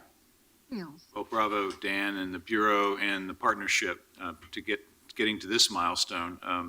This one's sweet full circle for me. Like Cora, I have some history with this neighborhood, having been on the council when we approved the Lentz urban renewal area, and then having watched it, unfortunately, wait a long time for the projects that the neighborhood has had in mind to actually happen and to find the right partners to do those projects. Kimberly Branham was gracious enough to say this at the groundbreaking, but there are times when you have to push your bureaus, and I'm very happy that I pushed my bureau, the Portland Development Commission, to moved from being the biggest landowner in Lens to being an actual facilitator of real projects. And I also pushed them to work with Chad and include the gas station in this project, because to spend all this public money and then to have the highest and best use of the best corner in the neighborhood be a gas station would have been a terrible outcome. So I'm very glad that we were able to finesse the inclusion of the gas station redevelopment site into making this the 100% corner of a great neighborhood. And that's what Cora and all these other neighborhood activists have wanted for so many years. So this is a great pleasure for me to be here and to be able to act on this. And like I said earlier, to be able to walk down Foster Road through downtown Lents a few years from now and see the results of all of your good work. Aye. Thank you very much. Okay, we have one more item this afternoon, and that's this morning. That's 12:57. Well, actually, it is this afternoon, but this morning's agenda, 12:57. Authorize a 3-year contract with Michael Jenico, doing business as OIR Group, for the review of closed officer-involved shooting and in-custody death administrative investigations for a total not to exceed amount of $140,000. Morning. Good morning, Mayor and Commissioners. So here asking you to approve the... Constantine. Sorry? Put your name in there. Oh, apologies. Constantine Severe, Director of the Independent Police Review. I'm here on 1257 to ask Council's approval of this contract so that the Office of Independent Review can start its work reviewing 11 officer-involved shootings. Constantine, I just speak for myself, we've been impressed with the annual report we get from this group and the quality of their work. Has anyone objected to this request that you know of? No. Thank you. I have some questions. Yes, ma'am. First of all, it's a 3-year agreement, but we really need some of this information as quickly as possible. Will we get anything from the consultants before the end of the 3 years? Yes. So the plan is before the close of this budget year to have at least 5 or 6 of the cases out in a report. So the hope is right now we only have 11 officer-involved shootings that are open for us to review. There have been times in the past where there's been 20-something cases and it's been a big backlog. So the hope is by next budget cycle, we can have actually no cases in the backlog and have them like when it's when you do it on an annual basis, it's let's say if it's a report out in 2018, it's covering officer-involved shootings in 2017, where when OIR took over this particular contract, there are cases from 2003, 2004, in 2011, 2012. So we will get some of the data, maybe Yes. all of the data in this budget year. No? My hope is to cover at least 5 of the cases within this budget year. And they would come back, they would be brought to council without waiting for the others. Yes, ma'am. And then it says not to exceed. If we can continue the progress we've been making and there aren't any more officer-involved shootings, does that mean that we wouldn't pay anything for that? Yeah, so the OIR gets paid on an hourly basis. So if, so this year there has been 1 officer-involved shooting. So if, let's say, the police bureau went on that particular track, there'll just be extra money within the contract that we wouldn't spend. Thank you. And then this is one of the few times that the council gets to weigh in what's essentially an audit of one of the auditor's programs.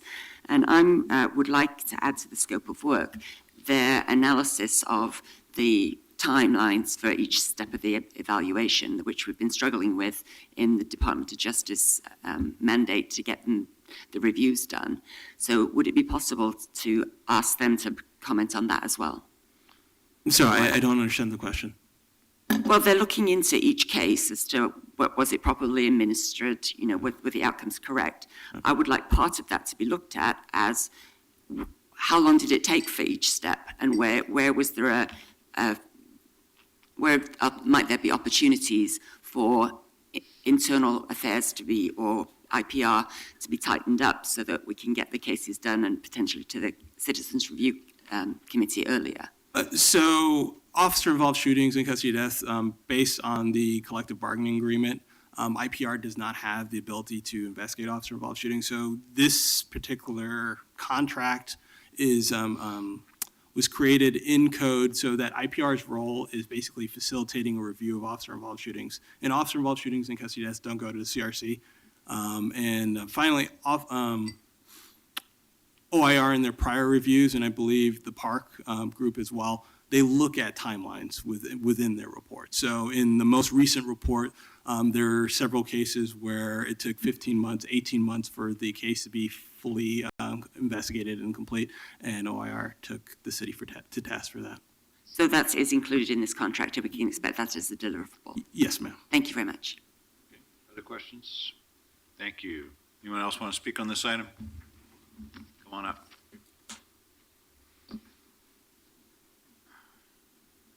Actually signed up for this one.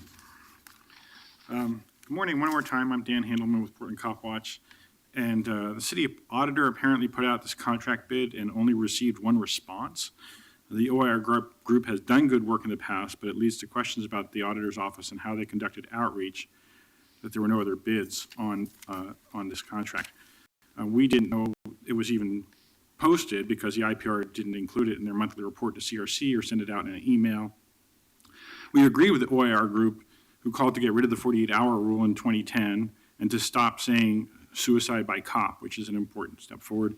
We've disagreed in their review that found officers did not racially profile Keaton Otis. They put out a report this January, and because of the vagaries of the old contract, they could only cover shootings till the end of 2013, which means even if they're able to crank out a report before the end of 2017, nearly 4 years will have passed since the first incident they're going to cover this time. I'm glad to hear that director is trying to speed things up. Of the 11 cases authorized, I feel it's important for us to say their names, and we're just going to cover the deaths because we don't have time to read them all. Michael Gregory Johnson, shot last November, had mental health issues, and the officers were given awards. Alan Lee Ballou, he was shot, and the camera footage, the security camera footage was reviewed by the officers before they were interviewed. Christopher Healy, he was houseless, and he was in a neighborhood where someone had actually been helping him take showers so he could get on with his life. Nicholas Davis, also houseless. The officer tripped backing up, which also happened in one of the non-fatal shootings the next year. Kelly Swoboda, he was shot in the bottom of his feet by the officer who killed him. Notably, this contract doesn't include Chief O'Day's off-duty shooting. Now, Sergeant Greg Stewart's off-duty shooting at his home in Scappoose was covered by an earlier report, and I'm hoping that that shooting will be covered by the OIR group. I came in this morning, as I said, to find the doors were locked at City Hall. I think you need to ask yourselves, what role are you playing in creating the climate that fed the national election results? This is the true era of the bully pulpit. Use violence to keep the public from talking to you. I didn't suggest open communications every week, only when there's a clearly outraged public that needs to be heard by you. That will help de-escalate the situations. Because of parliamentary rules, Commissioner Novick, who voted for the wrong reasons not to support the PBA contract, can't ask to suspend the rules and reconsider the vote on the contract. But Commissioner Fish and Commissioner Fritz already said she won't do it, and Mayor Hales, you can be on the right side of history. You have 2 days left. Please rescind that contract. Thank you very much. Okay, anyone else want to speak on this item? Then let's take a vote, please. Novick? Aye. Fritz? Thank you for your ongoing work. Aye. Fish? Aye. Saltzman? Aye. Hales? Aye, and we are recessed till 2 o'clock.